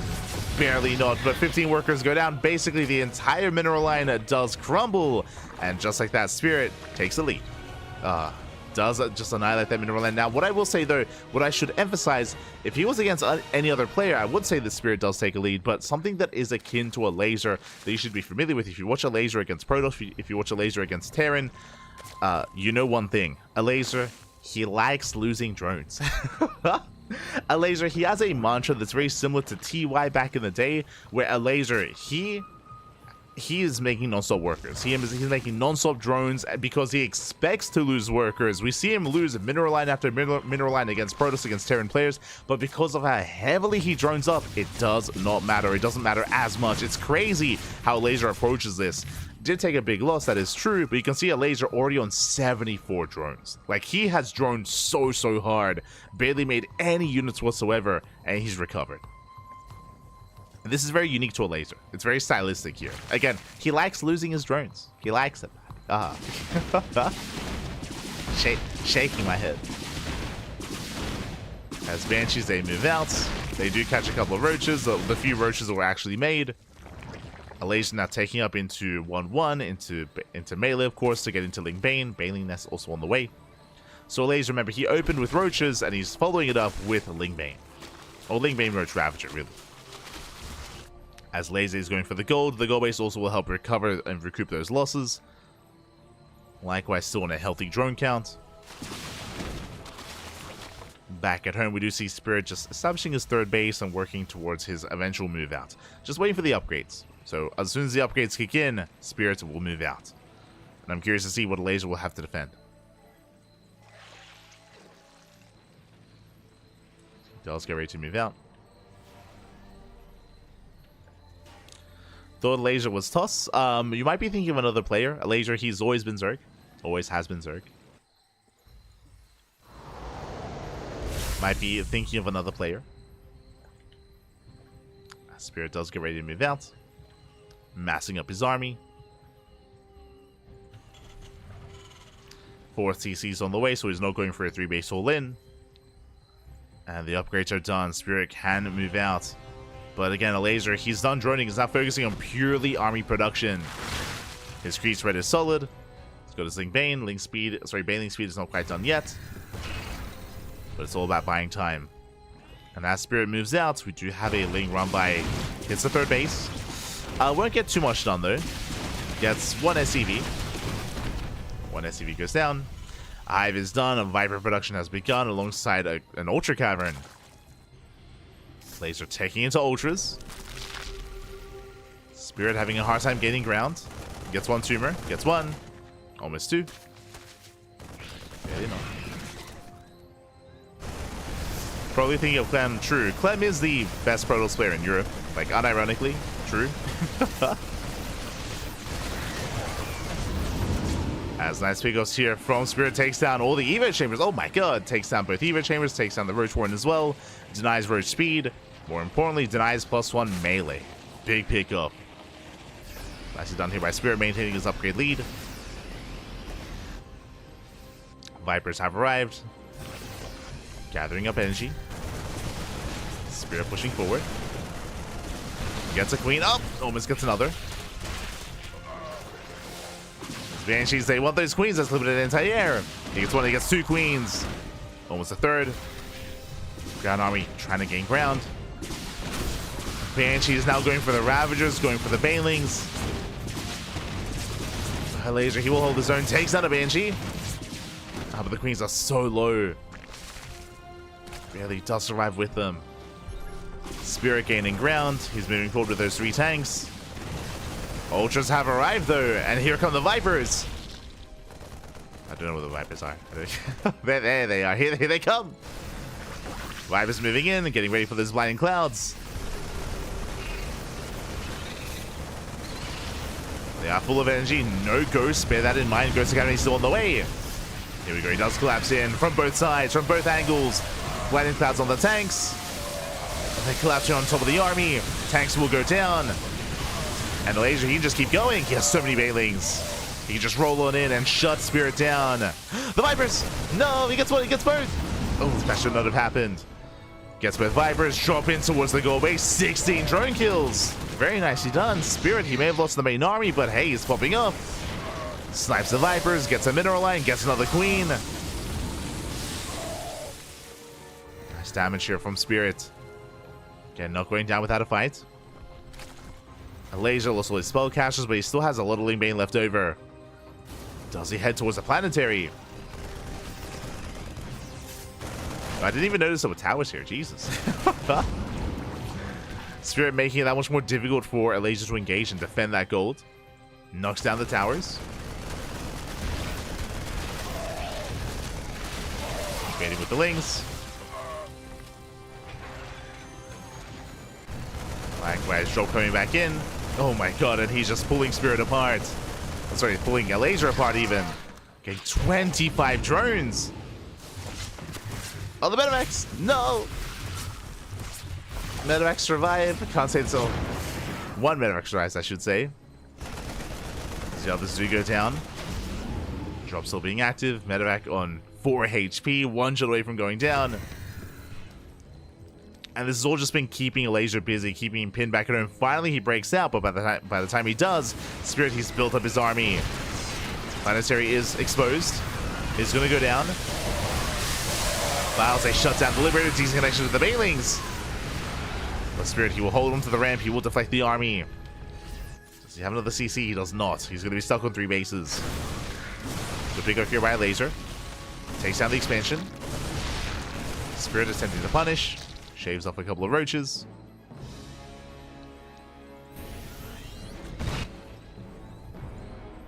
Does shave off a couple. And for the most part, Spirit, he's going to be stuck at home. He can be active with these drops, don't get me wrong, but he's building up his tank count. That's a lot of tanks. How many? 10. Jesus. Spirit, he's up to 10 tanks. Likewise, main army pushing in once again. Towards that 4th. Takes down the sensor tower. Tower goes down. Bathing Run by slips in. And Spirit, he was distracted. 10 SCV kills. 11 SCVs. Now, pushing into 10 tanks is not going to be easy without Vipers, and Vipers are just now being rebuilt. Ultras, they commit anyway.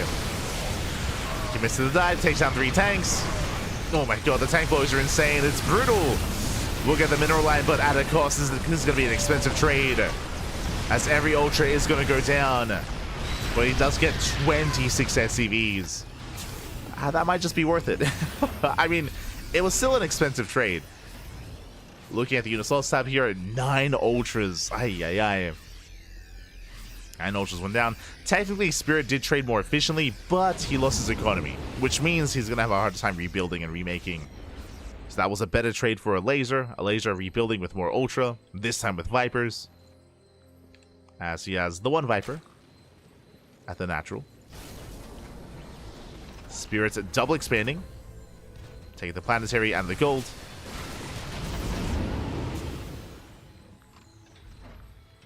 Laser keeping up with the drop play.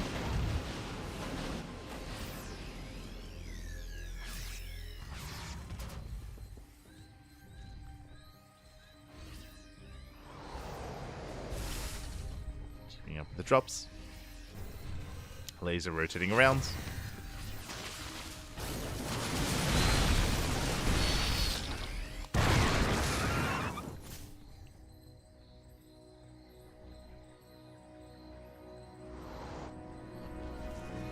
Top left. So far, Spirit, he's holding, he's recovering.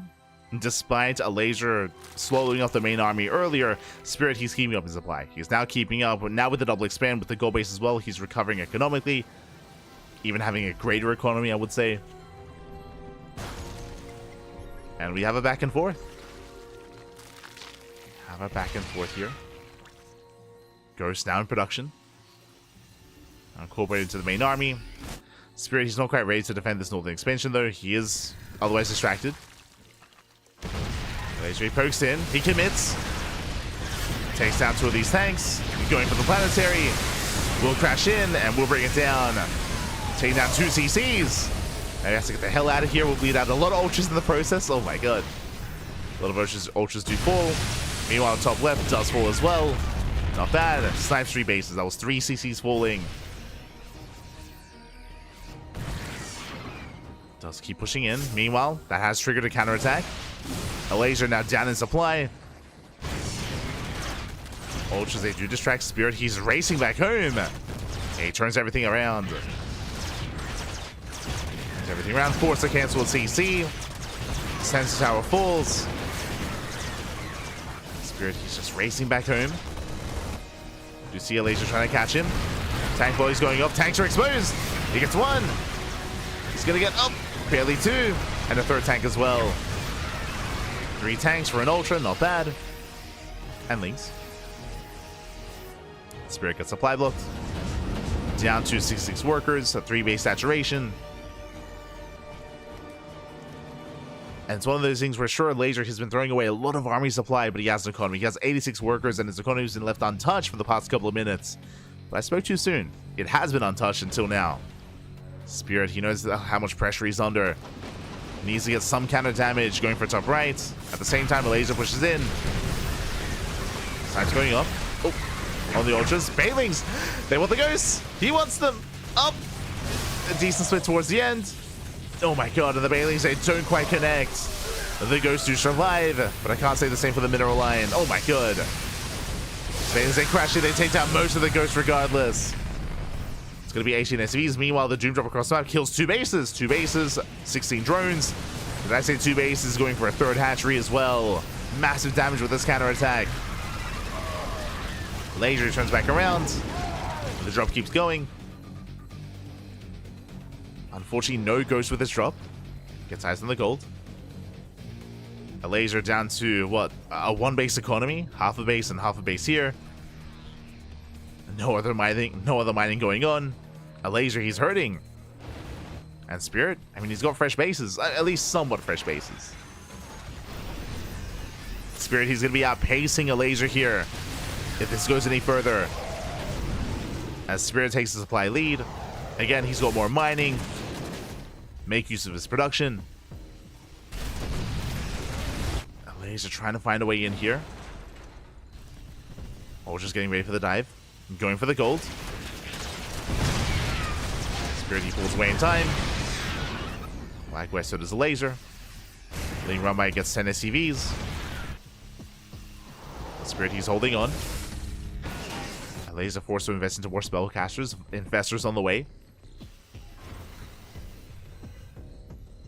We'll make it a little bit easier to engage with those fungal growths.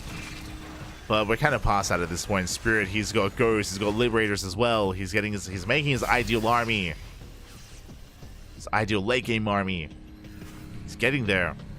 And a laser really isn't. He's still stuck with Mass Ultra.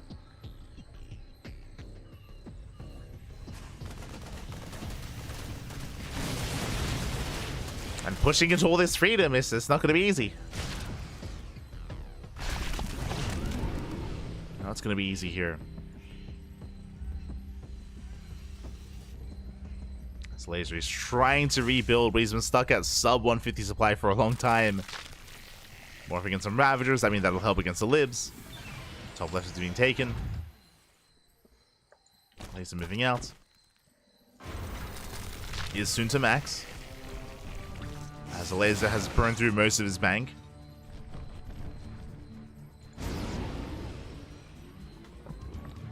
Expansions are being retaken. Spirit, he's aware. Ravage shot's going off. Getting an SCV, not bad. Oh! Just the one. Lings, they do encounter the Planetary. Planetary holds its own. More Lings on the way. He wants it.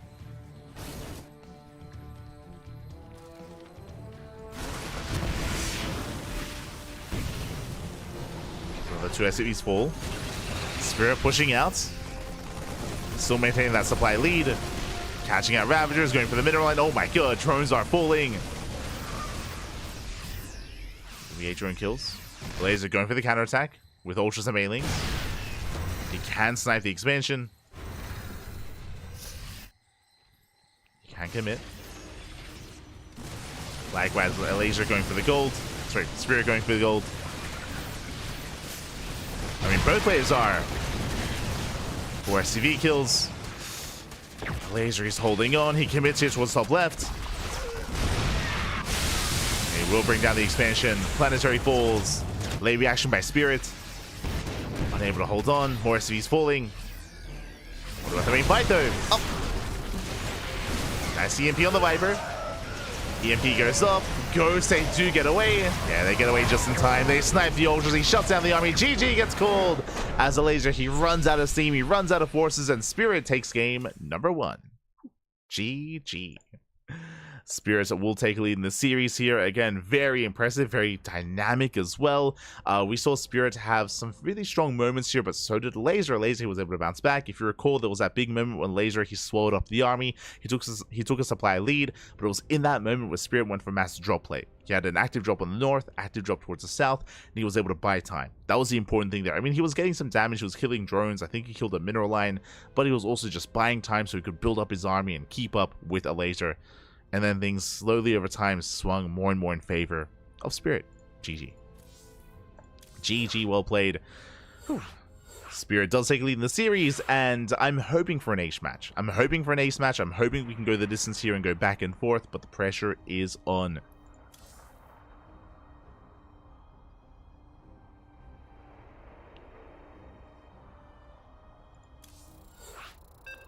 So we're getting into game number 2. It's going to be on Amygdala. Let's go. Going to be loading into Amygdala here.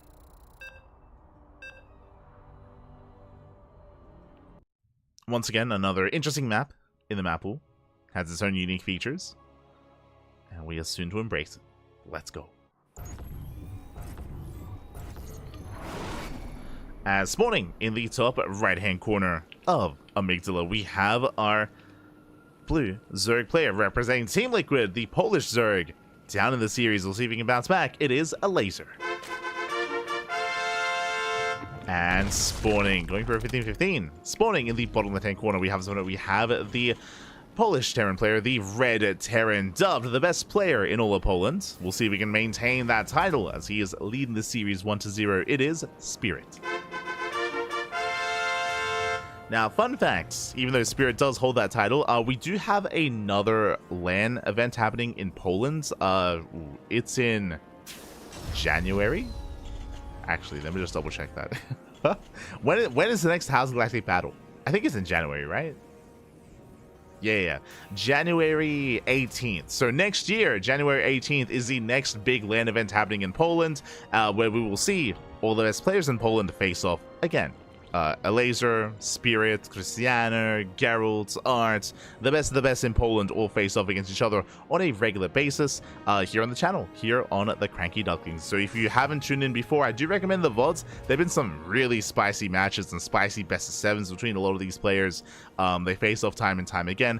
Again, Spirit, he is the Prince of Poland, if you will. But we'll see if that continues here as we do gear up towards that next big LAN event in January. We're headed there. So this is kind of like a precursor to that, if you will. With both Laser and Spirit.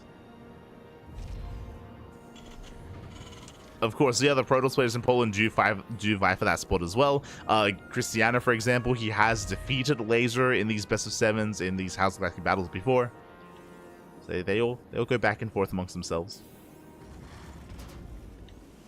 But Spirit is usually the one above them. And we'll see where this leads us. As for now, we do have a ranks expand out of Spirit. Something more standard. Does move out across the map.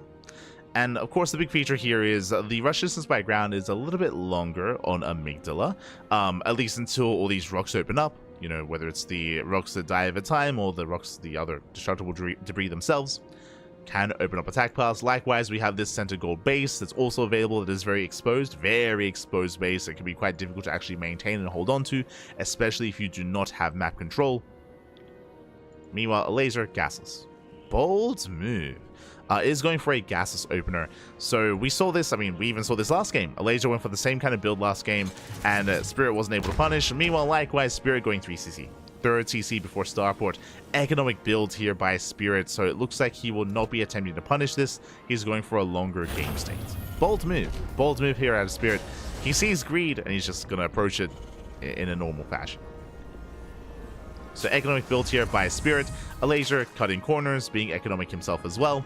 This should lead into roaches. Speaking of roaches, there it is. Roach Warren has been placed. Link speed is skipped, and laser he's defending with purely queens and soon to be roaches as well.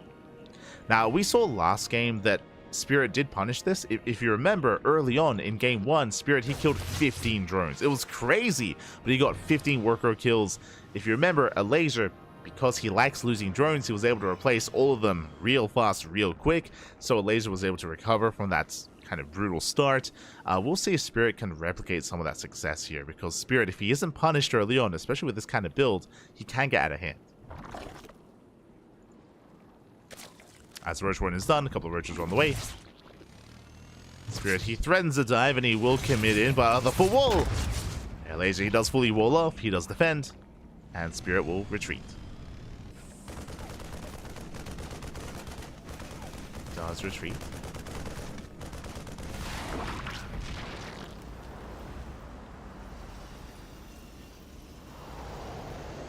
Scouting overload goes down.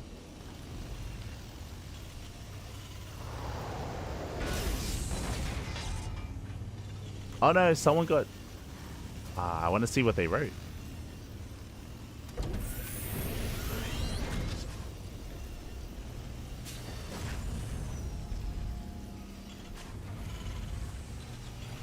Oh, okay. That was... I don't know. That was just someone weird in YouTube chat.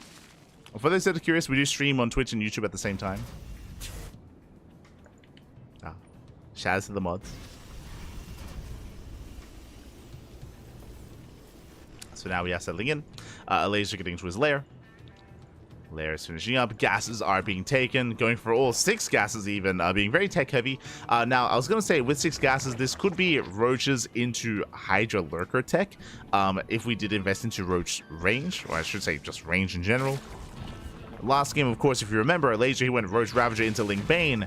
Here, I'm curious if he does something the same, similar, or something different. Where are we taking? Baneliness is thrown down, so I should be Ling Bane. Never mind. Should be Ling Bane. But again, because Alasia has been able to freely drone up, he is taking up quite heavily here. And he's getting away with it. He is getting away with it. Alien's being forced back.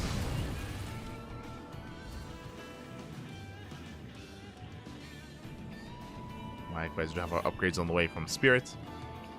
Bracing his third base. Spirit's still just building up. We'll be harassing it with some of these Hellions and Banshees, but so far, Laser has been defending quite well. He's been defending very well so far. Keeping up with Spirit. Banshees, they do hit the third, though. They get a couple of drones. Anyway, Hellions that dive into the mineral line. They get in! Yeah, big moment here for Spirit. He does get into the natural. Drones are getting roasted. And finally, the damage he was looking for. This is what he needed. Gonna be 11 drone kills so far, and he's still not done. Getting to 12, up to 13. Can we get up to 16? Can we get there? We can. Oh my, 80. Oh my god. 20. 20 workers gonna be falling. At the same time, Banshees, they hit the northern expansion, getting even more drone kills as they do rally in. And lasers being pulled apart. Not like this. Not again, Papi. Not again. 26 drones. 27. Up. Does he get the spore? He does. Oh my, 27 drone kills and a spore as well. And just like that, Spirit, he's able to maintain his own economy, build up towards a 7-minute push, and a laser is going to be forced to redrone. And the problem here, even though a laser's worker count seems good, he's been forced to spend his larva on drones, not on Ling Bane. And right now is when he needs Ling Bane, because here comes the push. Here comes the move out. With 1-1 upgrades, with bio, with tanks, and this is when a laser needs his army most. We'll see if he can hold on to that expansion. Can he hold on and save that 4th? Oh boy. That's where he does split. Does threaten to dive. Oh! Only 1 tank with this move out. I'm a little bit surprised by that. The second tank is still on the way. Banelings are morphing in. A laser so far, he's keeping up. He's holding on. Buying time for more Banelings. Tankers are at the vials. Vials, they will connect. They shut down the tank. And with that laser, he's holding on. Banelings, they do more pin. It's going to be difficult to fight off of creep. So Spirit, he's still maintaining this position. But he cannot push in. He cannot push onto creep. Not like this. Banshees, they get a queen. Tank volley's going up. Goes for the dive. And Spirit, he has to get the hell out of here. Has to pull away. Nice target firing. Does focus on some of those Banelings. Oh! Oh my god. Playing with fire. Hot pickup. Does get out. Files that don't connect. And the Ravagers are going to be targeted down. So a nice trade here by Spirit. He doesn't kill the fourth, but he trades well. Does trade well. Spirit behind this, getting his third. Now working on his fourth expansion. Could go for the gold. We'll see if he does. Or if he expands towards the north. Meanwhile, reinforcements on the way. That's a lot of reinforcements, Pappy. Ah, a lot of Marines, a lot of tanks.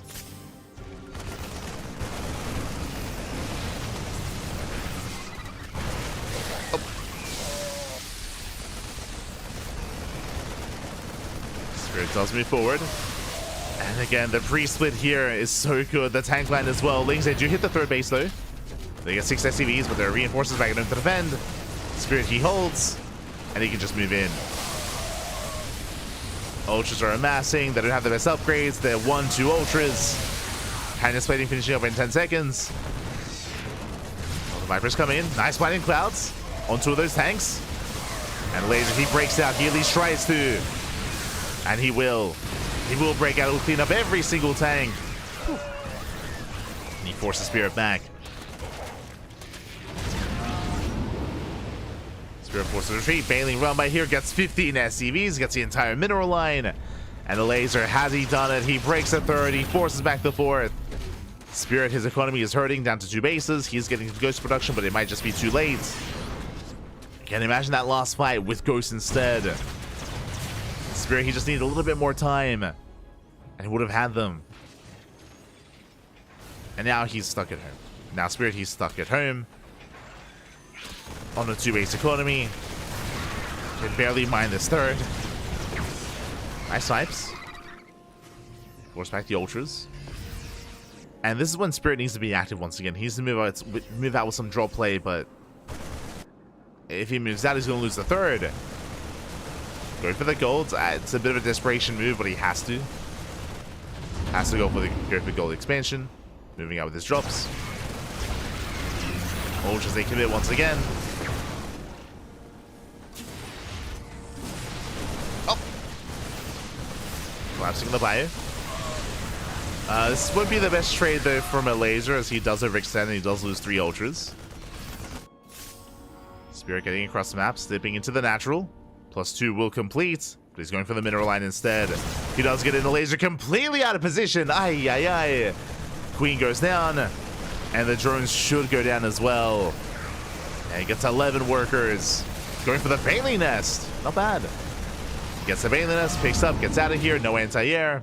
The army comes back home, but it can do nothing against the medevacs. And again, this is what Spirit needed.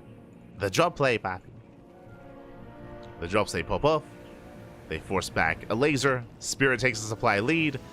And what's important, the gold base. Again, Spirit, all he needed was to buy time for the gold to get up and running. And now that it's up, now Spirit, he's back in this. He's very much so back in this. The Liberators towards the natural. They shut down all the larvae. Denying mining time. A laser being pulled apart. So this northern expansion is exposed. He's going for the dive. He wants the base. He's going to get it. Yeah, 1 stim is all it takes, and the hatchery goes down. And the laser's being pulled apart. Spire is still halfway done. Without the Spire, no Corruptors. Without Corruptors, no anti-air. I mean, they're the Queens, I guess. The Queens are doing what they can. Doing what they can. 3 more drones. Spirit still without a supply advantage, still with a goal base as well. Will soon move out. Soon get ready for his push. As he's building up more tanks, more ghosts, +3 attack on the way. On par with the 3-3 of a laser. is on par. The laser just going straight for the Greater Spire as well, straight towards Broodlords. I mean, Broodlord Infestor is going to be his ideal. You don't want to be stuck on Ultras for too long. I mean, we saw that last game, right? We saw Laser stuck on Ultras in the previous game, and he just got overwhelmed and outscaled. Ultras have their place, but over time, they're not amazing. They're quite expensive. And quite squishy. Once there are enough ghosts.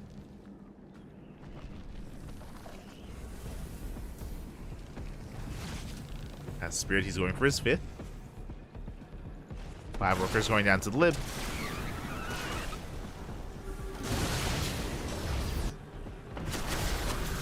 So we'll finally go down to the vials.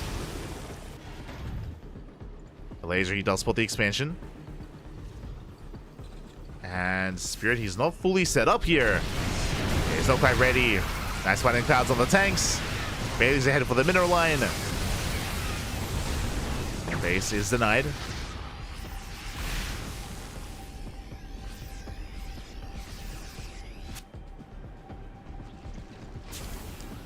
Expansion is denied.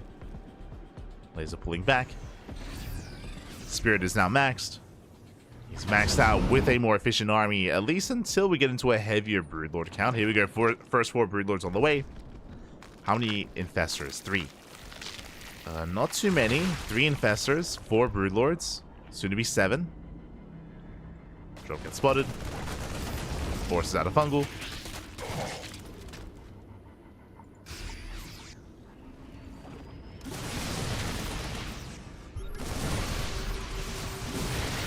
Spots the Bard Baneling, spots the Broodlords. He knows, he's aware. And now he should be working towards Thor production, towards Vikings. Again, the positioning here behind the mineral line is brutal. Snipe goes up, gets 1 Broodlord. And now it's a 6. Yeah, 6 Broodlords. Drop across the map. Forces back the army.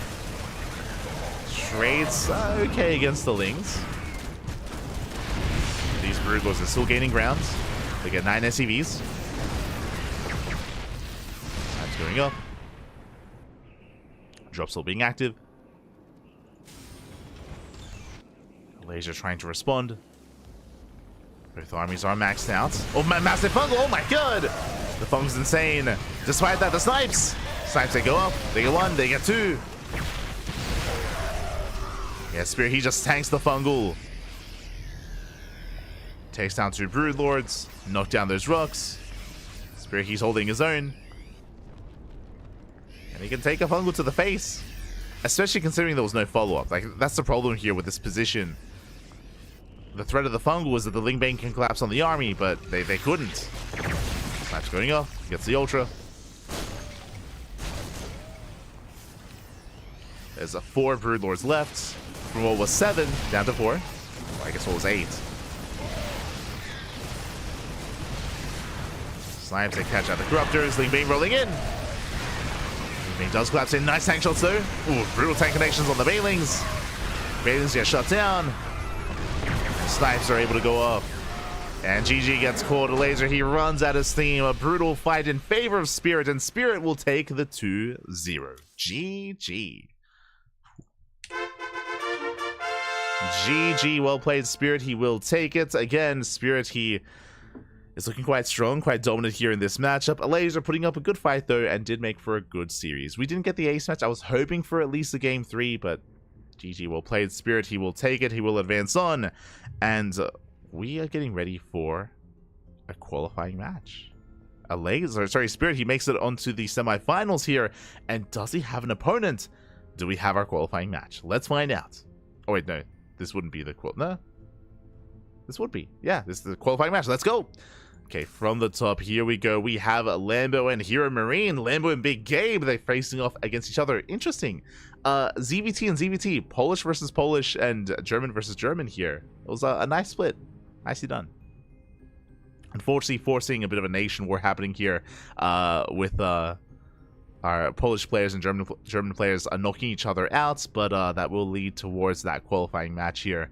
And I believe Lambo and HeRoMaRine are being covered by, I think they're being casted by Wardy.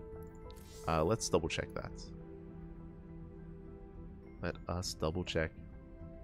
But I believe they should be being casted by some of the other English casters. Let's see. Wait, is Wardy not live today? Wait, what? Hope everything's okay. Wardy, he... on fire. Oh, good. Sorry, I was just opening up some of the other streams, trying to figure out what's going on. Workers. Oh, right. Steadfastly was with us. Right. Okay, okay. So we were covering the same series. Looks like Rotterdam is covering Lambo versus HeRoMaRine. And it is currently 1-0 in favor of Big Gabe. So it's looking like a TBT qualifying match. Which, I mean, coming into this, they were the favored players. We'll see if Lambo can force the ace match. If he can, then we will embrace it. We will be jumping in and covering that ace match. I think it's still a little bit too early to tell. Like, Lambo and HeRoMaRine, they're only 5 minutes into their game. There's potential for a longer one here. Especially because they're on Abyssal Reef. Jesus. They are on Abyssal Reef. So we will have some downtime. We'll have some downtime leading into that qualifying match. I'll do Spirit versus TBD.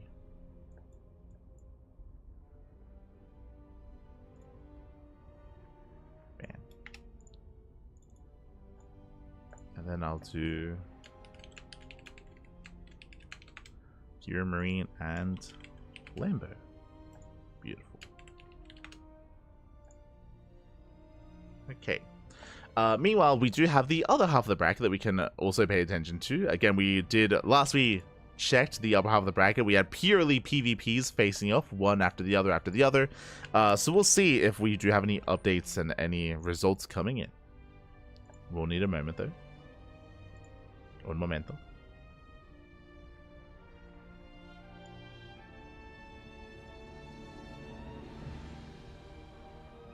As we can scroll up. Sorry, I was just getting our costumes already, but we already... Oh my god, let's go! Mate, never underestimate mana. Oh my god, that is... Wow, that is crazy. Again, exclamation mark B in the chat. Mana 2-0 Showtime. Crazy, crazy. We've been talking about Mana during the podcast for the past 2 weeks, how Mana has been impressing us. I kind of glossed over it before, but even Mana defeating Cristiano is an upset, I would say. Like, Cristiano, he has been on fire recently, but we spoke about this during the podcast, but I may as well just bring it up again. Mana, he has been on fire I want to say ever since Stormgate. Like, Mana, he took some time off. Mana was less active, like 2022, 2023. Like, Mana, he wasn't as active as some of these other players out there in these online tournaments and in these events in general. But around the time of Stormgate, the beta kind of opening up and publicity being around it, Mana was one of those players that jumped into it early on. He was featured in a lot of show matches. His stream grew a lot because of it, because he was one of the highest rated players in kind of like the beta or early access period of Stormgate. So Mana got a lot of traction there, and it did feel like his competitive spirit got revitalized in that period as well, because he was, you know, competing in those show matches and competing in Stormgate, and that is translated here into StarCraft 2, where, you know, 1-2 months after that, like, he has been much more active. And yeah, for him to defeat Cristiano, for him to defeat Showtime, and again, like, we've been going over his results. I want to say over the past month, like, Mana has been taking down some big names that we expect to typically be favored over Mana. So very impressive stuff there. Mana takes down Showtime. Estrella takes down Skillus 2-0. Nikita. Best of luck to Nikita and to Showtime, as they can have another chance to redeem themselves. They have another chance in the global qualifier. But we have the upper qualifying match, PvP between Mana and Estrella. Best of luck. Best of luck to those two players. And again, best of luck to the competitors that don't make it through today. As I mentioned before, there is a second chance for them. There is a global qualifier at the end of all these qualifiers, right? Today we have Europe and Americas. Tomorrow we have Korea. And then on Sunday, we have the global qualifier. That is going to be a chance for these players to make it through. But because it's a global qualifier, it is going to be a lot more intense. The Korean players that don't make it through the Korean qualifier are also going to be getting involved there. So it is going to be tougher competition, and I do wish them all the best. Do wish them all the best here. But regardless, shout out to Mana, because that's crazy. that's a crazy result, Pap. Crazy result. So I do hope that someone is covering Mana versus Estrella. Definitely a series worth casting. Again, that is a qualifying match, as top two do make it into the main event. And yeah, they're going to determine at least one of those two players. Meanwhile, we can now head back over here to the lower half of the bracket. And again, we have some downtime. We're going to be waiting for Gabe and Lambo to wrap up. Going to be waiting for them to finish. And once they are done, sorry, I should say, we're waiting for them to wrap up their game. If there's an ace match, we'll jump into the ace match. If there isn't, then we'll follow them into Spirit. That is the plan. Is the current plan. Just catching it. Mana's going full Tasia. Like, true. The summer of Mana. First and second place get qualified? Yes. Top two. Sorry, first and second. Which is why the semifinals are qualifying matches. Because the finals won't be played. Finals, they don't have to be played. Once you make it to the finals, you qualify. Here we go. What should Alasia have done differently here? Try to get lurkers. My apologies if I didn't make it clear, but what really kept Spirit in the game, what gave him a lead, was his drop play. Like he was doing so much with his drop play, killing workers, killing drones, catching Alasia out of position. Unfortunately, Alasia his vision and his map awareness was lacking, especially in the center of the map. Specifically, I guess you could like criticize creep, right? Like creep spread, or like unit positioning or overload positioning to try to get eyes on that drop play. Like really, it was the drop play that kept Spirit in the game at the time and allowed him to recover. Because like up until that moment, Alasia had some really strong moments, right? Like he was killing bases, he was engaging with the army, he was resetting the tank counts. It was back and forth in that sense. But the drop play from Spirit, the multi-pronged harassment, was brutal, and that did allow him to recover, stabilize, and then get ahead. Like, because when it comes to like general sweeps or general statements about Alasia's play when it comes to his army composition, switching to Broodlord Infestor I think was a good thing. He was stuck on Mass Ultra in game 1 for far too long. Here I think the transition out of Ultra was a good thing, definitely, but unfortunately because of all the losses leading up to it, he had no bank, he had no economy behind it. Like it was scrappy. It got scrappy, man. It got scrappy. But well played to Spirit. Well played. Meanwhile, we have some downtime. Meanwhile, we're going to be waiting for that TVZ to wrap up. So we're going to be going on a break. Take this time to get some snacks, get some food, get some water. Take your time and enjoy the evening here, because we're nearing the end. We're nearing the end of the evening. By the time, yeah, we should have like one series left, right? Like by the time we get into our next match and by the time we wrap it up, I'm sure the upper qualifying match would have concluded. So yeah, one series left. See you then. See you then, Pappy. See you then. Potentially one series left.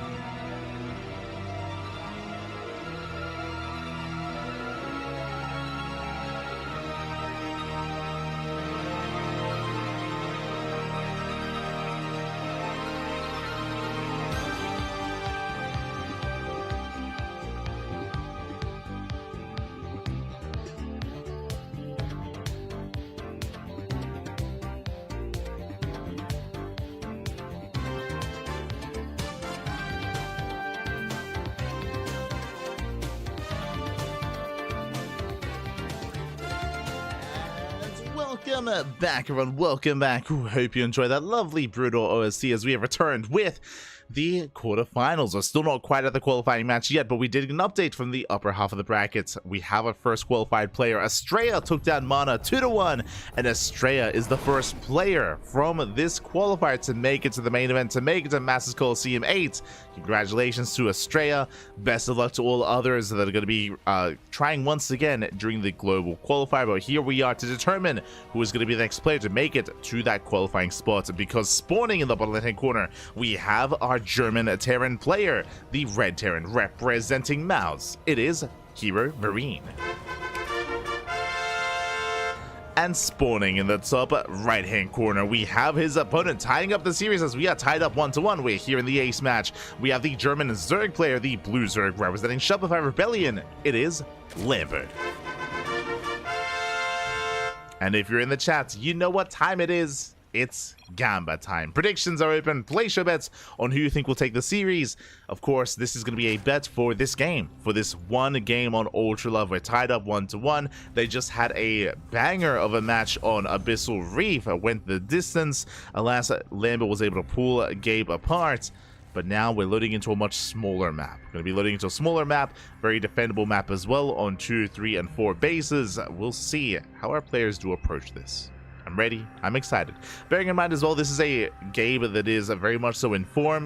Over the weekend, during the course of Home Story Cup, what did Gabe do? He made it to the playoffs. He took down Rainer. Took down Rainer in the group stage in a best of 3.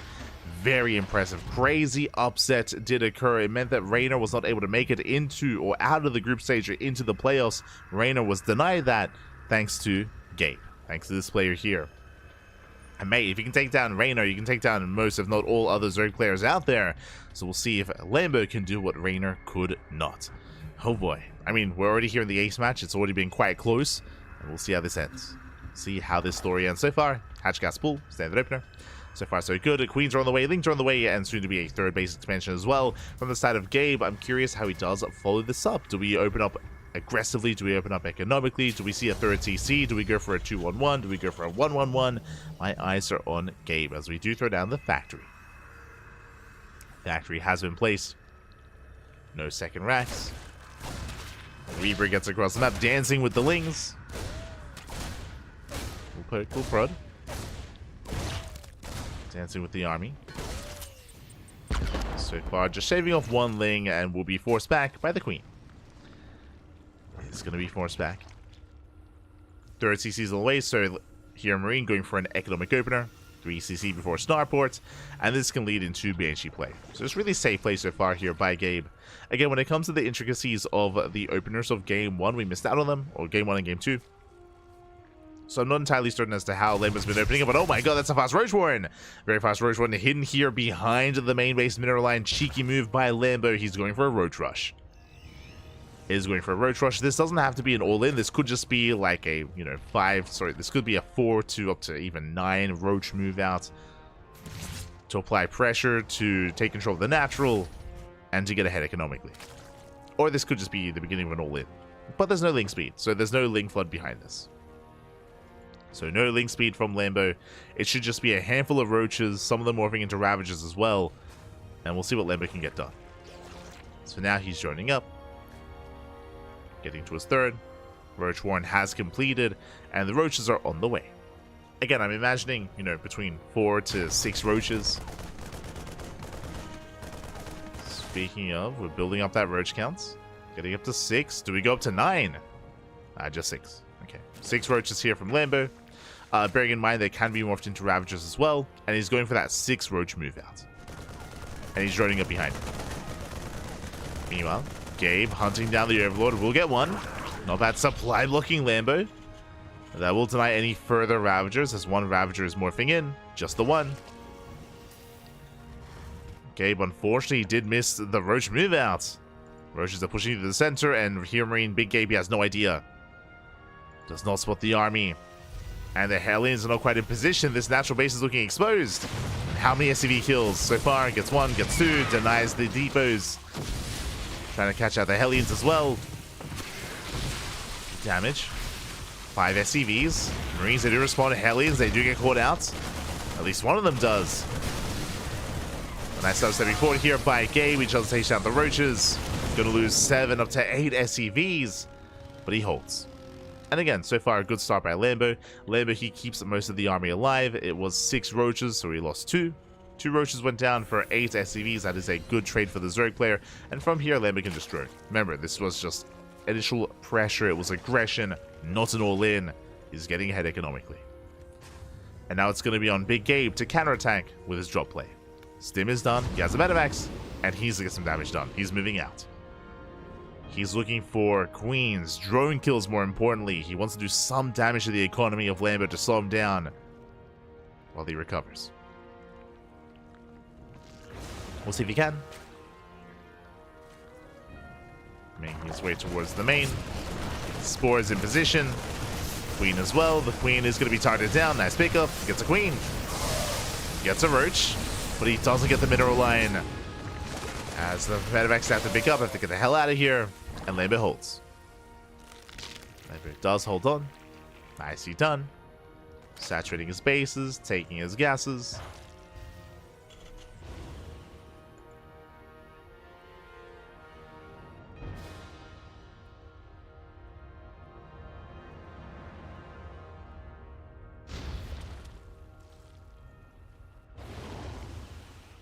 Will turn back around. Does turn back and getting his third up and running.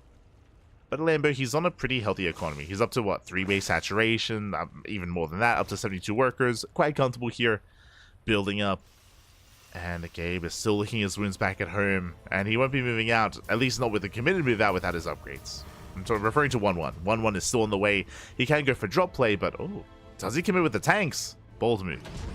Yeah, bold move here by Gabe. Very risky, but in this kind of game state, he has to take a risk. He does need to take a risk. He is moving out. Lambo is droning. Uh-oh. Lambo's droning up. He does have an army to work with, but not too much, actually. Balin is still on the way. Yeah, Gabe, he does arrive. Stims in. Files they don't quite connect. Tank shots going up. Yeah, massive tank shots here on the roaches. And does Gabe have enough? Up! Avoids the vials, takes down the Ravagers. And the tank barely gets extra shots off as well. Gabe is going to be forced back, but he does trade with the Roach Ravager. Forces out the army, but at least Lambo saves the economy. As Lambo, he holds. Whew. He does hold on, he shuts down the army. Shuts down the tanks, the bio. Oh! Medevac barely does escape. And that was a better trade for the Zerg. Again, Lambo, he saved every worker. He lost 2 drones. True. 2 workers did go down, but he can drone up to 80. He can drone up to 80 plus workers. Lambo, his economy is booming. But HeRoMaRine does rotate. Oh, gets the mineral line. It's going to be 3 workers going down and a gas geyser. Not bad. Some damage is dealt. Lambo working towards his hive.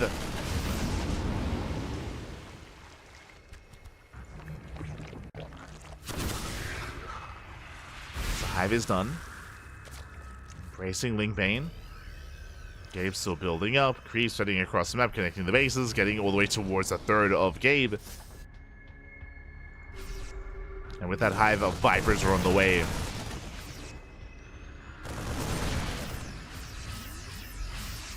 Ay. Vipers, Ultra Cavern. Again, Lambo, he has a pretty solid economy at this point. Did lose some drones earlier, which has stopped him from getting up to 80, but still solid nonetheless. And the pressure is still on the Terran. That's still on Gabe. So we'll move out. Bailing's rolling in. Ooh, massive connections on the Marines. Oh my, yeah, the splits are not good enough. The Marines go down. The tanks as well. And Lambo, he breaks the army. The medevacs do survive, but barely anything else. More medevacs being targeted down. And behind this, Lambo is remaxing on Lingbane.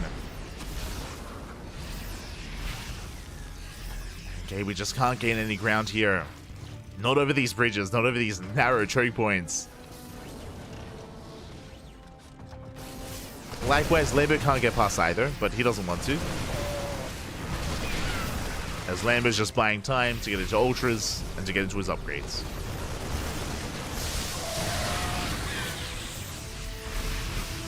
it's all just about holding the line here.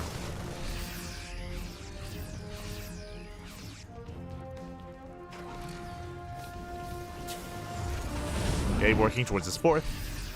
Fourth CC's on the way. Rotating over, looking for another way in. Ultra production has begun. And Gabe is going for a split push.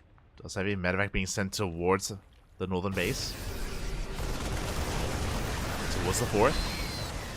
Meanwhile, Lambo coming in from behind. Yeah, we'll get on top of the tanks. Forced on siege, one tank goes down. The others are picked up. Going for the parabomb. Medevac's getting low, getting very low. Oh no! The parabomb! Oh! Gets one! Almost two. 1, 2, yeah, there we go. 2 medevacs go down. Jog towards the north. Mineral line is exposed. No queens, no nothing. And Gabe, he's fighting back. Gets 6 drones. Does get 6 workers, but Lambo's maxed. Lambo, he's maxed out. And he does want to counterattack. Has 3 ultras. Good amount of Link Bane. Threatening a dive on the army. Pushing forward. It does get itself the Marines. Massive Baneling connections here on the Bio Army. Does Lambo have enough to keep pushing? He does. Yeah, the tanks are exposed. And he can from here go for the mineral line. Goes for the third expansion, pushing to the natural as well. SCVs are falling. And again, Gabe was doing quite well over the weekend in Home Story Cup and even here in this qualifier as well. But Lambo, he fights back. GG gets called and Lambo will take the series 2-1, advancing on to the qualifying match. GG. Whew. GG, well played. Congratulations, Lambo. He will take it. Will take the series. Very impressive stuff. Coming into this, I would have favored Big Gabe 100%, especially after Home Story Cup. But maybe, you know, he doesn't have that Home Story Cup buff anymore. You know, he doesn't have those Los Chelas inside him, not like previously. And with that, Lambo will take it this time instead. What I appreciate, though, is it shows that these two players are still quite competitive with each other. Especially, I mean, I do appreciate it here from Lambo just because Lambo has been less active as of late. We spoke about this previously, but Lambo, he hasn't been competing as much recently. Hasn't been competing, hasn't been playing, did take a break, especially post EWC, and only recently came back to competitive play. Recently came back. Home Story Cup was like his first big event returning. I think before that he did play in a Big Brain Bouts for the Basilisk show matches. I think that was his proper return. Then into Home Story Cup, and yeah, with that qualifying match, not bad hit by Lambo whatsoever. GG. GG, well played. And that means we have our final series getting ready for us. Here we go. It's going to be a TVZ between Spirit and Lambo. Here we go. As a reminder, I said it earlier, but we already have our first qualified player. That is Estrella. Estrella, the American Protoss, did qualify for the main event, which means we do have some NA representation in the Masters Coliseum. Do love to see it. But the question becomes, who's going to be the European representative? Either Spirit or Lambo, it'll be one. Will be one of them. As a reminder as well, it's going to be best of 3. It will be a best of 3, not a best of 5. These are all best of 3s, even the qualifying matches, which is brutal. It's very cutthroat. One wrong misstep, one wrong mistake, and it'll cost you a game. It'll cost you a series. So very unforgiving format here. Purely best of 3s, single elimination. Oh boy. And it looks like we have an extended break. Lambo is asking for a couple of extra minutes here, so we're going to be going on an extended break. I'm going to say like 10 or so minute break here. So take this time to likewise get some snacks, get some food, and get ready for the series to come. It'll be our final series of the night. When it comes to tomorrow's matches, when it comes to tomorrow's broadcasts, there are 3 broadcasts scheduled tomorrow. We have a KSL, Masters Coliseum Korean Qualifier, and Cheesadelphia. 3 events tomorrow.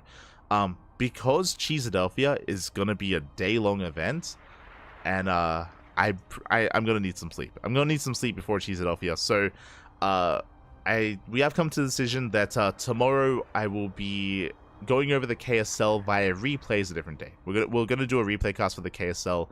Again, KSL usually has plenty of other English casters as well, so they got you covered there. Did make the decision. Unfortunately, we'll be skipping out on KSL tomorrow, but we will be casting the Korean qualifier for Master Coliseum and Cheesadelphia, and we'll be catching up on KSL like on Monday, most likely Monday.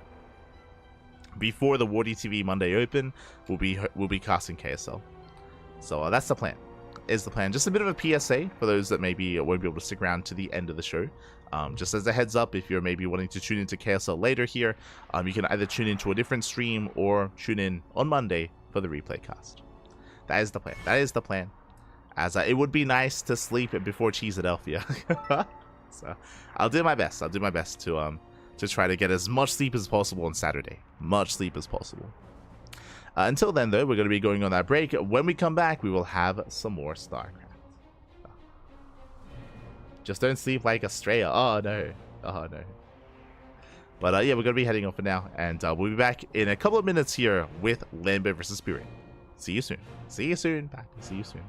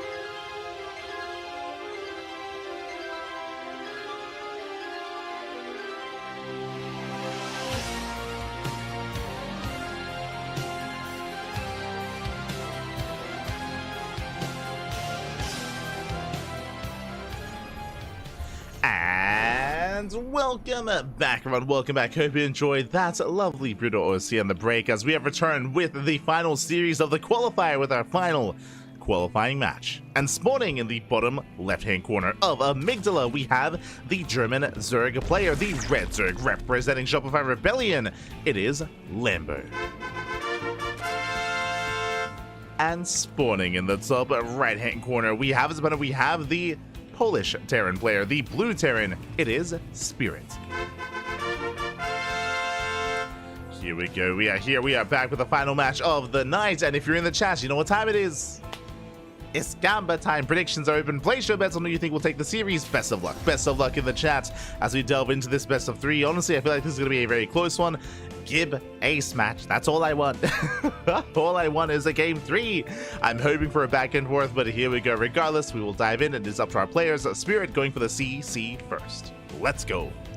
The tried and true Spirit opener here. Spirit, he does this more often than any other player. Going CC first in TVZ can be a risky maneuver, especially against a Roach Rush specifically, but on a longer rush distance map like Amygdala, it is relatively safe to do so. Relatively. And Lambo is going Hatch Gas Pool. Standard opener out of Lambo, slightly greedier build here by Spirit. Is going to be greedier. The downside, of course, is delayed Rags, delayed Factory, delayed Scout as well. So Spirit is going to be in the dark as to what's going on, but again, Lambo is playing normal, playing standard, so it's okay. Spirit will and should get away with it as we can settle into our longer game state. Let's go. Let's go. Again, to get here as well, Lambo took down a big game in a best of 3. Spirit took down a laser in a best of 3, so both players are warmed up for this matchup. They're raring to go. Again, I do feel like they are quite similar in skill. When I think of the best Terran players in Europe, I think Clem, and then just behind Clem, I think of Gabe and Spirit, and they're quite interchangeable. Depending on the day, depending on the form, either Spirit is top 2, either Gabe is top 2. Regardless, they are top 3 in general, the two of them alongside Clem. Likewise, Lambo, he's definitely up there as well. Just behind Rainer and Cyril is where I place Lambo and a laser. Likewise, also interchangeable as well when it comes to who is a little bit more in form at the time. So we have some of the best Zergs and some of the best Terrans in all of Europe here facing off. Roach Rush. Lambo, he sees the timing of the CC, he confirms that it is a CC first, and how does he respond? Roach Rush. This does make a lot of sense. I did just mention the downside of going for this kind of build from the side of Spirit is that your production is delayed more so than usual. Your tech is delayed as well, so Lambo is going to try and abuse that. Now, I imagine this is just going to be a Roach move out and not a commitment into Roaches like we saw, similar to what we saw previously. I'm expecting like 6, maybe 6 to 9 Roaches at most, moving out across the map, applying pressure, killing SCVs, and giving Lambo a lead. And here we go. We have 7 Roaches rallying across the map. Going to be 7 Roaches. And behind this, we'll see if Lambo makes drones or more Lings. We shall see how committed Lambo is going to be. As 7 Roaches are moving out, Overlord is about to complete. And yeah, he's droning. Yeah, as we assumed.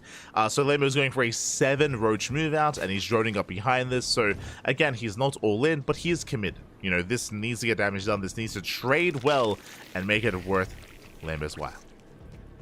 Here we go. Does move out. Back at home, what is it to defend? There's 2 Hellions. 2 Hellions, the first Banshee did just begin, so still a ways away from completing. Third and fourth Hellion will arrive, but Hellions, they do struggle against heavy Roach armies. Speaking of, here they come. As Roaches, they waddle on forward. They force back the Hellions. The boys are being pulled away. They have to evacuate the natural. And they'll be saved. Nice moves, quick moves here out of Spirit. We'll lose the Mules. I mean, that's perfectly fine. Mules do go down. Depot as well. 2 SCV kills. Attempted to bust into the main. Banshee is almost done. Look at my Zubaro.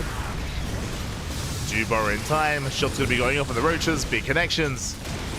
Banshee makes it, and Spirit will hold. But the question becomes, how many SCV kills? How many SCVs? That is a 3cc build here by Spirit. 4 SCV kills so far. That's not good enough. Trading with the Hellions. Does take down 3 Hellions, going for the final Hellion. Oh, doesn't quite get it.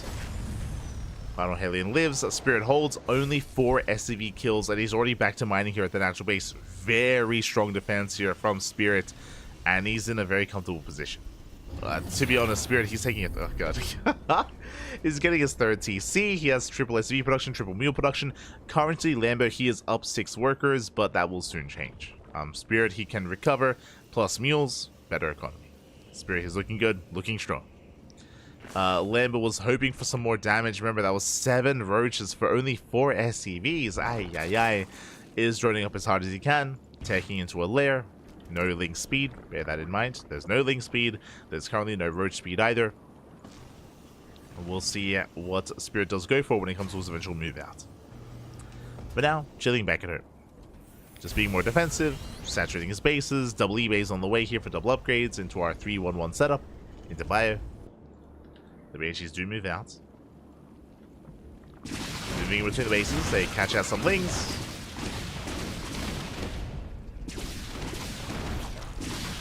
They get 1, they get 2 drones. 2 drones going down. But just 2 workers as they rotate over towards the third heavens. They get it all! They do get into the middle line and drones are getting roasted. That's going to be 6, it's going to be 8 workers going down. We're not done. Even more to the Banshees. Getting up to 10, getting up to 11. 11 drone kills. Hellions, they will be cleaned up, but I mean, they don't scale well into the mid game anyway, and that's going to be 11 worker kills in total. Very nice damage here by Spirit. And again, he does find himself with that economic advantage. Hunting down Overlords, containing the Zerg player. And he's building up. Ooh, getting up to 6 Raxes even. Sorry, 7. 7 Raxes here. 7 Rax setup here on 3 bases. Spirits, will he take his gases? Okay, we'll take 1 gas at the third. If he didn't take his gases, I would assume he'd throw down another Rax and just go for a 3 base all in and just go for an 8 Rax. But with his extra gas being taken, that means he can afford a second factory, and he's most likely working towards a 3rd CC. Sorry, a 4th CC is what I would say. So my eyes are on. No, sorry, that is an 8 Rax setup. Okay, yeah, my attention. He is going up to 8 Rax, is only taking 1 gas. I do not see a 4 CC, which means Spirit, he might just go for the kill here. Oh boy, it's gonna hit like a truck. It's gonna hit quite hard. Banshees, they get 2 more drones. Vikings looking for another Overlord as well. Are still looking. Spirit, he's waiting for his 1-1 upgrades. He can set up 2-2 behind this. No add-ons. Yeah, ARAX. ARAX 3-base all-in. Spirit, he is committed. He's going for a big 3-base all-in here. I do apologize for thinking it was 7 Raxes earlier. I just miscounted. I did miss the 8th Rax. So it's all or nothing for Spirit. And he has a little momentum. Ooh, and he can actually take the goal behind this as well. Knocking down the rocks so he can take the gold. But he will soon move out. Lambo, he's been busy resaturating his up to 81 workers. Bailing speed just now finishing up. Lambo heavily supply blocked. 9 Overlords on the way. Oh my god, a laser. What's going on? 9 Overlords in production. Here comes the army. That was a heavy supply block for Lambo. Now was not the time. And here comes the army for Spirit. Now he's only got 2 tanks with this so far. And they are sieged up quite far back. So Lambo, he should be able to hold on. He should be okay here. Can hold. It's okay. Ultra Caverns on the way, alongside Vipers. Spirit slowly gaining ground, pushing through creep. Still making 12 Marines at a time. Again, remember, he's 8-Raxing. And he's pushing in. Knocking down those rocks meant that he can transition out of this, but for now, he is 3-base all in. He's committed. And he's looking to overwhelm. So far, so good. He breaks through the roaches. 1 tank falls, but the roaches, they melt. And it looks like Spirit, he's done it. He has done it. He has broken the back of Lambo. Slowlings are waddling in. They do nothing. And GG gets called. Spirit, he will break through. He will take game number 1. Whew. GG. GG, well played. A very strong 8 Rax there from Spirit. Again, because Spirit did so much economic damage early on, because Lambo was behind. Remember, Lambo, the initial roach aggression wasn't worth it. Wasn't worth it, so he fell behind there. Then he fell further behind with the Hellion counterattack at the 3rd base, which means Spirit, he was primed for the 3-base all-in. He was primed to just go for the kill. He wasn't thinking further ahead. He wasn't taking up into a 4th base of extra extra tech, extra Ghost Academy, for example, or factories. None of that. Just straight for the kill instead. GG. Also didn't help that Lambo got supply blocked. I mean, that didn't help either. True. The supply block was also brutal. Everything going south there for Lambo, and now Spirit, he is one game away from qualifying for Masters Coliseum. One more game is all he needs. We'll see if Lambo can bounce back. As I said at the start of the series, all I want is the ace match. Regardless of how this goes, whether it goes the way of Spirit or Lambo, I would love to see a game 3, but the pressure is on. The pressure is now on Lambo. We'll see. We'll see if he can recover. Here we go. As we are finding ourselves on Ultra Love. Let's go. Ultra Love, of course, is a very defendable map, more so than Amygdala. Amygdala, the bases are exposed, the bases are wide open. Here on Ultra Love, the bases are more secure, but the rush distance by ground is shorter. That's kind of the balancing act here. Typically, when it comes to more modern maps, is if a map is larger, bases are more exposed. If a map is smaller, oh, sorry, I should say the opposite. If the maps are larger, the bases are more defendable. Maps are smaller, then, bases more exposed. The other way around. Yeah, it's getting late here, Pappy. It's getting late. But here we go. We're getting into game 2. And spawning in the bottom left-hand corner of Ultra Love, we have our German Zerg player, the Blue Zerg, representing Shopify Rebellion, down in the series. We'll see if he can recover and bounce back. It is Lambo. And spawning in the top right-hand corner, we have the Polish Terran player. Oh, he's red. They changed colors. Now the red Terran. It is Spirit. Leading the series 1-0. Namas. One more game is all he needs. Oh boy. As for now, Lambo, he is going for a 15 hatchery into, I believe, gas pool. Oh. Never mind. Going pool first. Pool before gas, I mean. Is setting up. There we go. So hatch, gas pool, standard opener here out of Lambo, outside of the initial extractor trick, is going to be a standard start. Meanwhile, this time, Spirit does mix it up here. Remember, last game, Spirit went for a CC first. This time, Rax first. Makes sense. The rush distance by ground is shorter on Ultra Love compared to Amygdala, so you are a little bit more vulnerable early on. So let Spirit playing it safe. Rax into expansion. The rush distance might be shorter, but again, the bases are more defendable. That's what I was getting at earlier. So I did confuse myself with what the hell I was saying. I was like, it's all good. Yeah, the bases are going to be much more defendable compared to Amygdala. And because of that, Spirit might take a different approach. He might just take a more macro-oriented approach instead. But again, winding it back to that previous game, I'm pretty sure a big reason as to why Spirit went for the 3-base all-in was because of the damage that was dealt early on. Because he was ahead, because he had a lead, he just kind of pressed on that advantage and extended it and used it to snowball into a win there. If Lambo has a cleaner early game, I doubt that's going to happen. As Spirit is in position to delay the third, will force out the gas geyser. But so far, Lambo is holding his own. Keeping up. His third base is going to be delayed though, as there's a second extractor trick. And Lambo is forced to take the linear third base instead. Now, because of this, if he did want to go for a Roach aggression and a Roach all-in at some point, then the creep is going to be a little bit lackluster. Usually, you would take this third base to spread creep faster across the map. That will no longer happen here. Ooh, as the gas geyser is forced to morph in, and that is a brutal loss early on for Lambo. Meanwhile, Lings get across the map. Oh, they slip into the main. Slip into the main. They get a full scout. It is going to be 3 CC for Spirit. So Marine does survive. Nice control. Saves the Marine. Saves the SCVs. But it is going to be 3 CC into Banshee.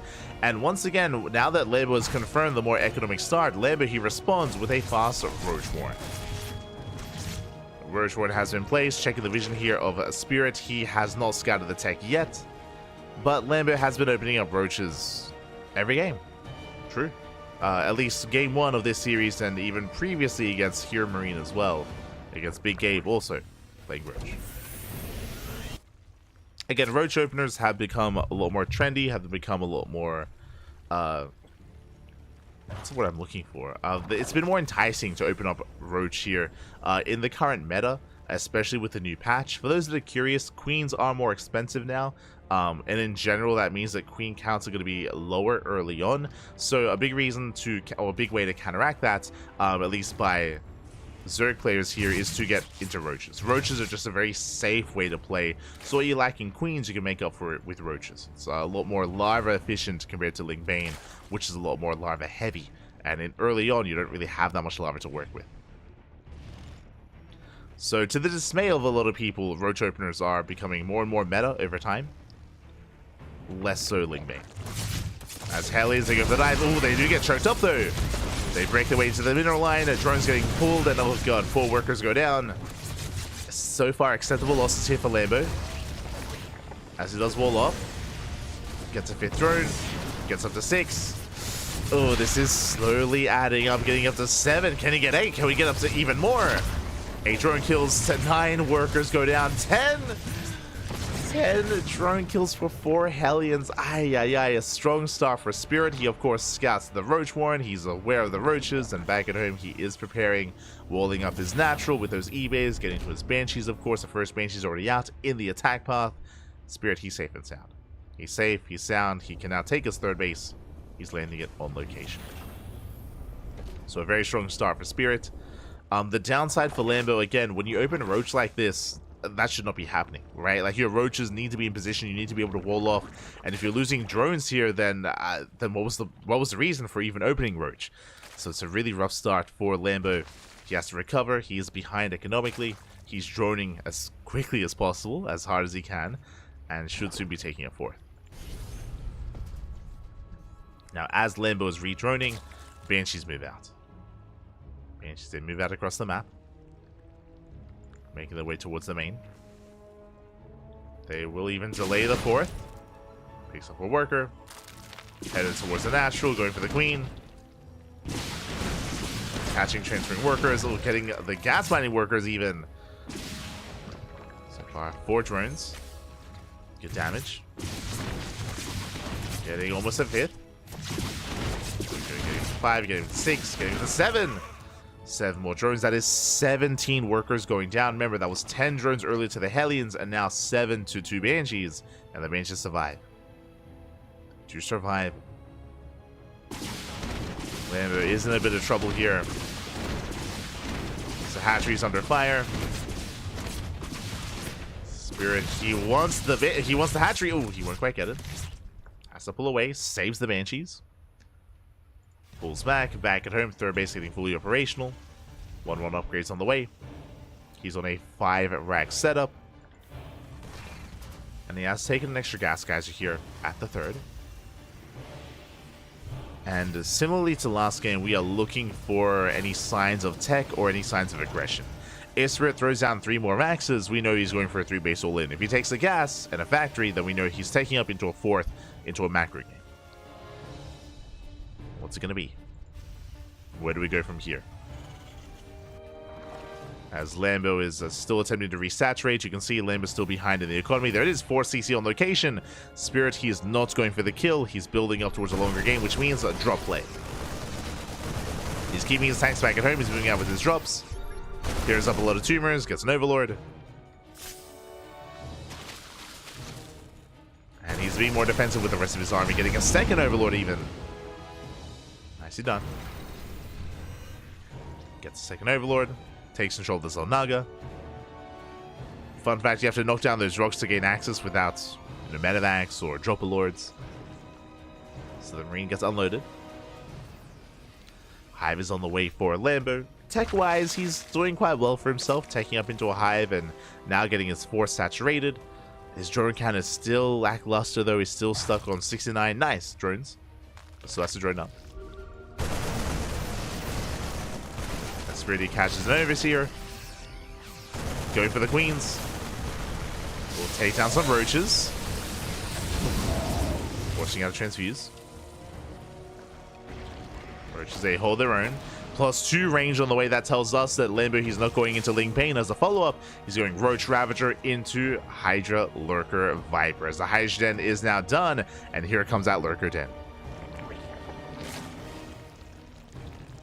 So a bit of an older school style here. Going Roach Rav into Hydra Lurker Viper.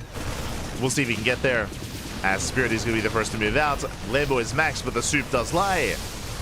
As Lambo, he's maxed on Roach Ravager. Trying to collapse in, coming in from behind. Files, they connect. They take down, none of the tanks. But Marines, they're melting. And the Roach Ravager holds. Does hold on. And Spirit, he committed quite hard with those Marines. Lost so much of his bio, lost all the tanks. Again, the surround, the flank really did catch him off guard. And Lambo is holding on, and now he's taking. Now he's embracing Vipers, Hydras, Lurker Den is almost done. Lurker upgrades soon on the horizon now that the Hive is done as well. Lambo, looking good. I mean, that fight was very much so in his favor. It was a good fight for Lambo. And Spirit, he has to back up, he has to recover, which means Lambo has map control. He has map control. What does that mean? That means he's comfortable. He can be comfortable, he can spread creep.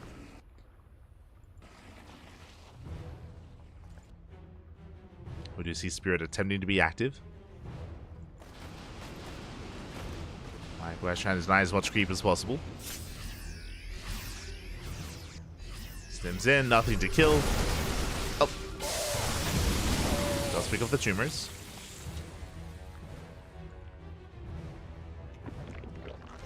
Picks up a couple of tumors. Lurker upgrades on the way. And without a good ghost count, and without any support behind it, I'm referring to tanks, I'm referring to liberators as well. I mean, these lurkers, they can pop off. As lurkers, they're already morphing in. So Lambo, he has a window where he can make use of these lurkers. Does have a window.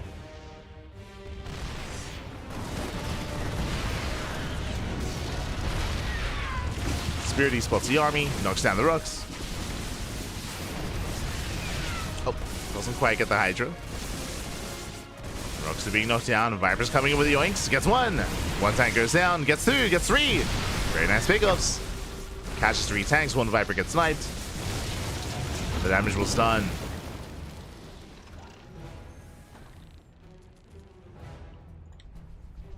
At the same time, Spirit going for a split push. Triple drop towards the left-hand side. Oh, the Queens! No! Queens get caught out. 1, 2 Queens fall. Banshee survives. And we have that drop sneaking in, coming in from behind, going for that 4th. So we're going for the 5th even. And 5th base is under fire. Lambo, he attempts to respond, but he doesn't have the quickest army. Base goes down. Nice pickup here from Spirit. Keeping Lambo on 4 bases. Roaches, oh my god. Takes a massive tank shot. Oh no! The mispathing! Oh, and Lambo, he will bleed out extra roaches. Now, roaches, he wants to get rid of them anyway, but not like this. Not inefficiently. As he's making room for more lurkers instead.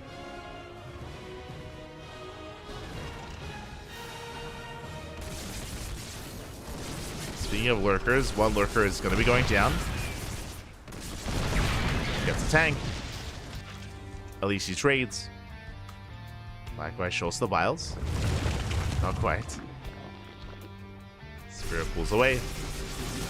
Another lurker goes down.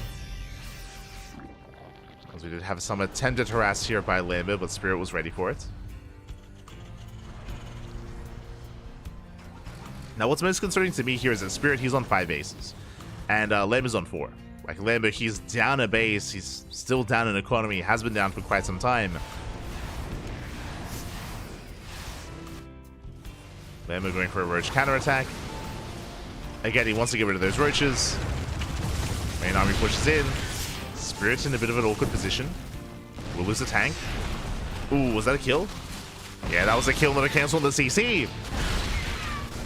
At the same time, he does come into the drop, and he's going for the expansion once again, killing the 5th. Ay, ay, ay.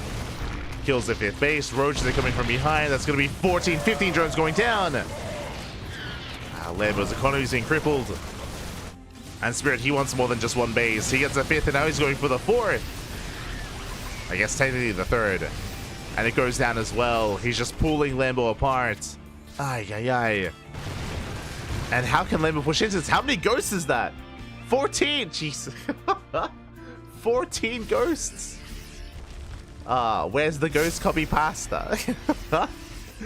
As Lambo, he cannot touch this army. Not with Roach Hydra. Not with Roach Hydra Lurker, I should emphasize. Link speed is done. We have +1 melee on the way. Link reinforcements are coming, but... Ay.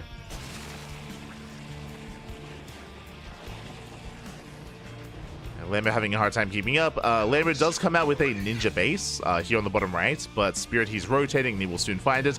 The Lurkers get caught out. Snipes going up. Ooh, he gets all four. He gets all four Lurkers. Not a single ghost falls. And he can just keep pushing. He does spot the expansion. He wants it. And Lambo is going for a base trade. I guess the only thing he can do is just going for a massive counter attack, going right down mid. Will take down the third. This CC should fall. And Spirit, he's racing back home. Snipes are coming in. Oof. Remember, it's the 14 ghosts, Pappy. They're coming. They pop up. They shut down 4 or 5 of those Lurkers already. Yeah, the snipes are insane. Lambo's army is being thinned out. Snipes continue. Spirit, he stayed across the map with his Marauders. Kills another expansion. He doesn't stop. He doesn't stop, man. Ooh, as he does move command forward, he will bleed out the harassing army. You know, we see Lambo trying to gain ground, takes down one of the factories. Scans ahead of time. He's going for the Lurkers. We'll take down 3 of them. 3 Lurkers do fall. There's 4 Lurkers left. They're barely standing. Likewise, though, the ghosts are running out of HP. They're getting low. Ghosts are getting low. We do have the flank coming in, though. Yeah, and these are losses that Lambo just can't afford. The freedom is here. Liberation zone is being set up. Lambo has to get the hell out of here. Pulls away. And Spirit holds. And Spirit, he has, what, a 20 worker lead. He has fresh mining bases. He has a planetary on the right-hand side. His economy is looking solid, and Lambo less so. He's down to how many Lurkers? 6. Soon to be 10. 10 Lurkers, not bad. He has 2 Vipers. He has potential. But the problem here is that Lambo has no bank. He has no economy. He has no bank. Like, Lambo, he will be outscaled as the game goes on. So he needs to go for a decisive attack soon.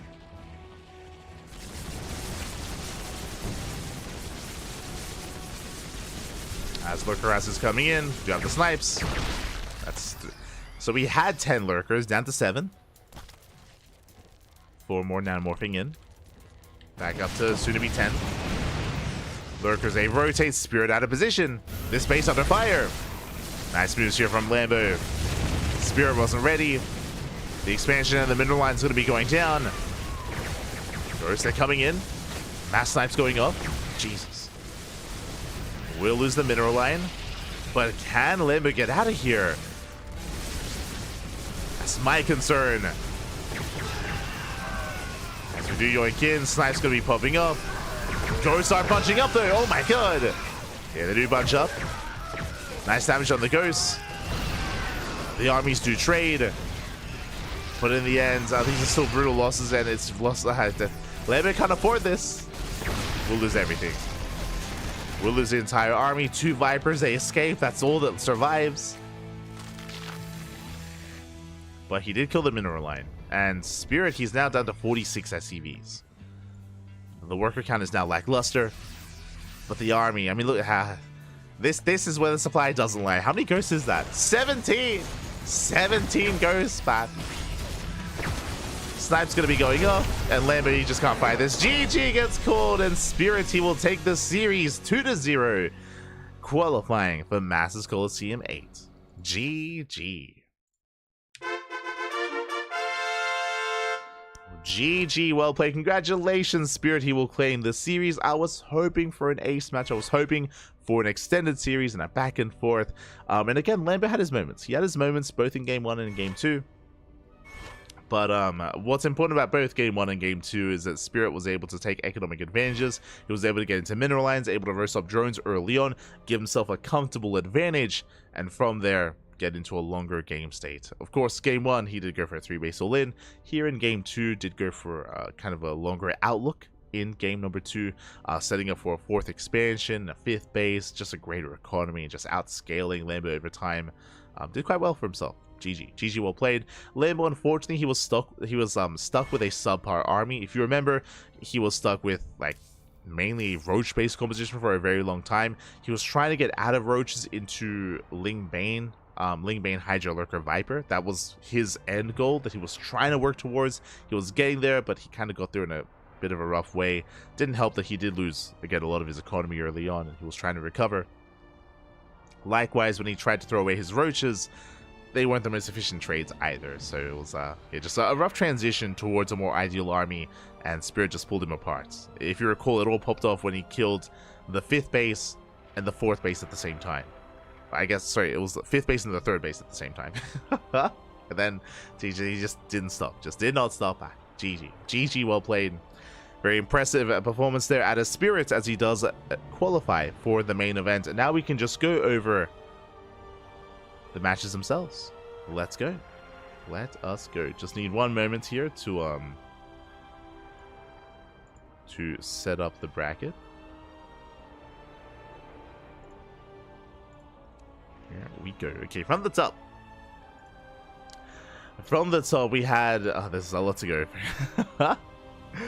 From the top, we had our PvPs. We had our PvPs popping off here, and we had some crazy upsets. If you weren't here for it, I mean, we didn't cover this half of the qualifier, but Mana popped off. Mana, he took down Cristiano, he took down Showtime, 2 very strong European Protoss players, and he even went to the ace match against Estrella. Went to the ace match, but he wasn't quite able to get the win overall. But still, just Mana really showing that his PvP is some of the best. You know, he can go toe to toe with the best Protoss players in Europe with his PvP. So very impressive stuff there by Mana.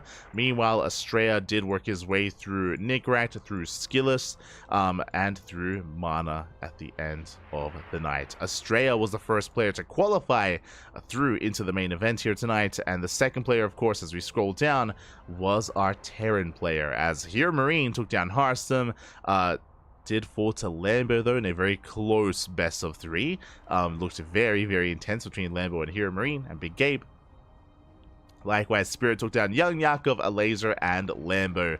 Amongst all 3, I mean, purely TVZs actually. Spirit, the Zerg Slayer, takes down Lambo, Alazer, and Young Yakov. Shout to Young Yakov as he was the only player to make Spirit bleed, the only player to take a map. So impressive stuff there by Young Yakov. Again, there's been a lot of hype around him. He has been looking quite powerful as of recent times. He's been getting better and better results. So I do wish to see more of him in the future. But congratulations to Spirit in the end for claiming the entire lower half of the bracket and qualifying for the main event. There we go. And with that, I believe we have our qualified players, and we have some updates. Here we go. As we switch the scenes over, or I should say, as we slide on in the Wikipedia page.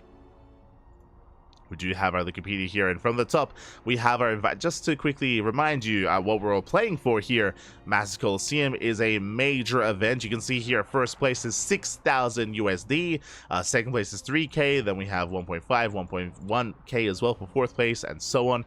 It's a big, major event, a big online event as well. The best of the best players are going to be a part of this. As you can see here, invited the top 2 Protosses in the world. We have Hero and MaxPax, top 2 Protosses in the entirety of StarCraft have been invited. From the Terran side, we have Clem, the reigning world champion, alongside Maru, the best Terran in Korea, and Oliveira as well, who's also, you know, the previous world champion before Clem, and a very strong player in his own right, of course. From the side of Zerg, we have Raynor, Cyril, and Shin. Of course, Cyril and Raynor, the top 2 European Zerg players. Shin, to me, was an interesting one that it wasn't Dark. I would rate Dark as the best Zerg player in Korea. I'm curious if Dark turned it down. I don't know when Dark's... I mean, I feel like for like 2 years at this point, we've all been theorizing, is Dark going to the military? Is he? It's been a while. It's been a while.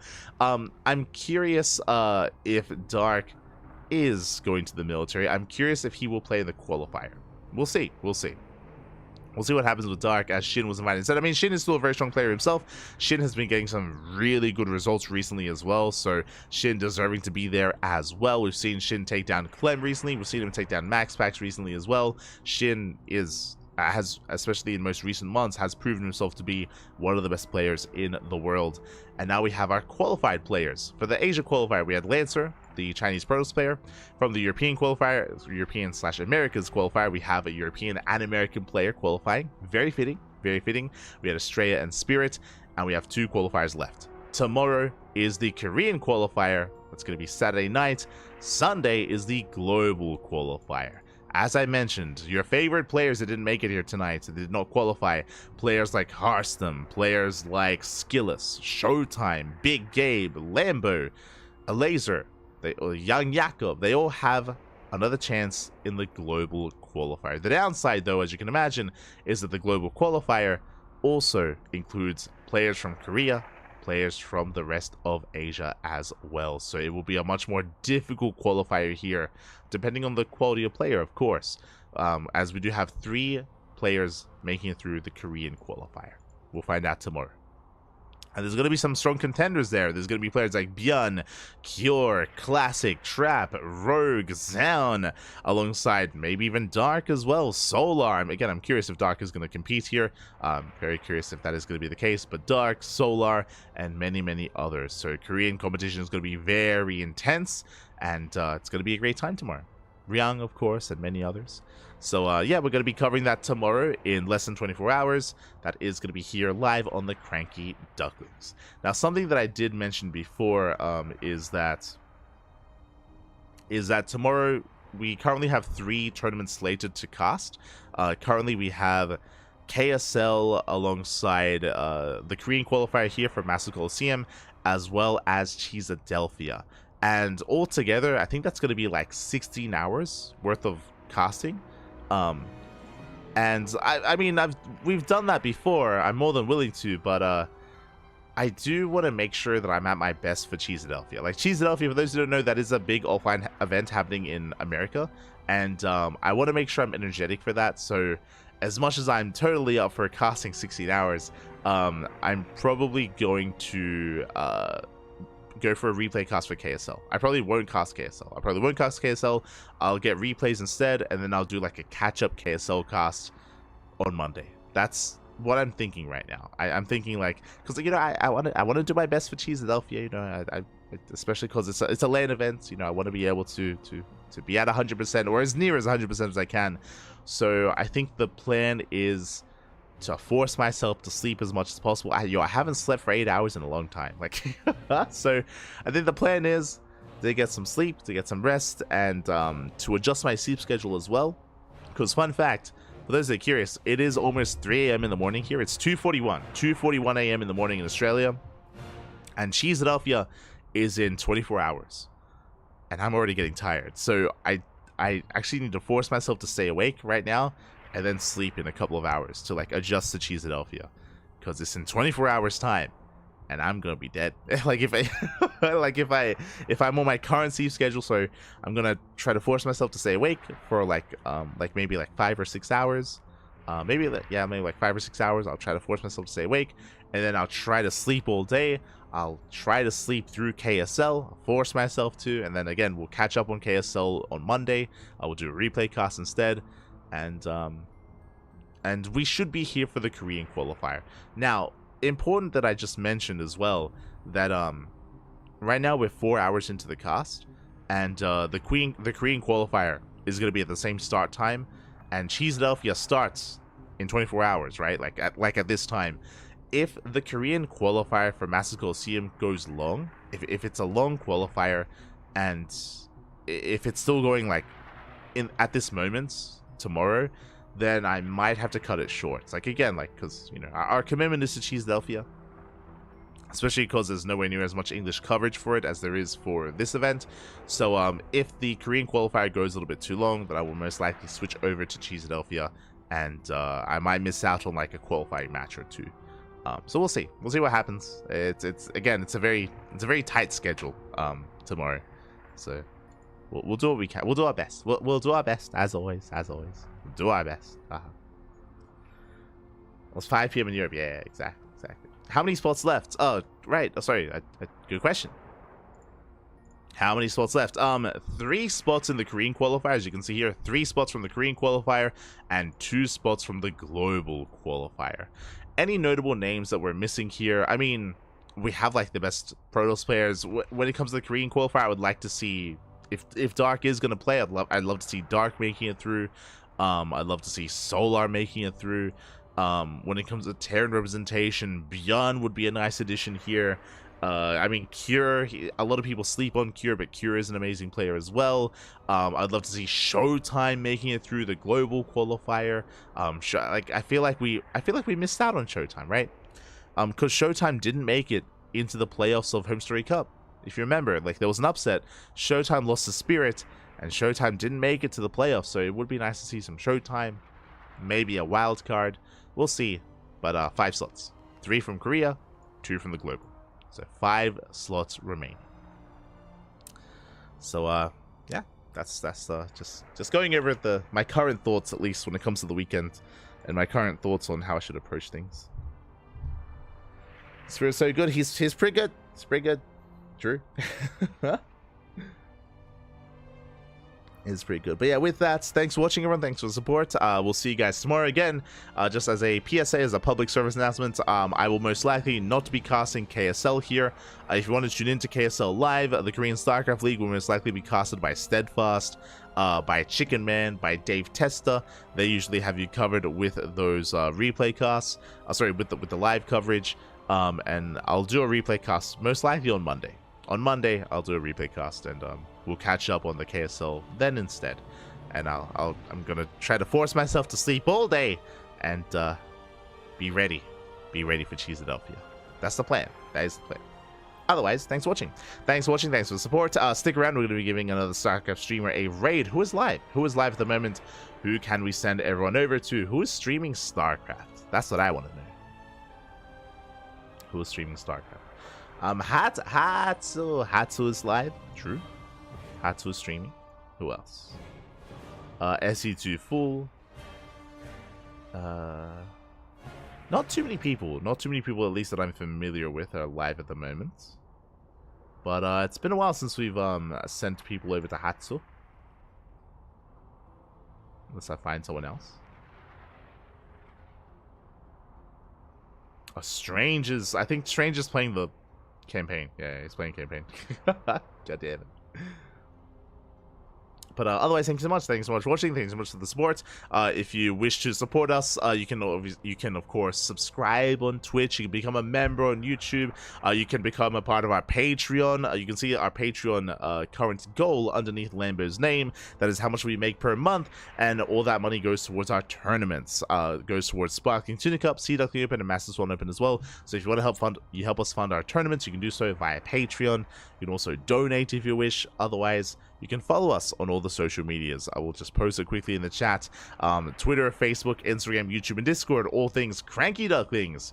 You can follow us there if you wish. Otherwise, we'll see you guys tomorrow for some more StarCraft action. Until then, hasta luego. Ciao, papi, ciao. Hasta luego.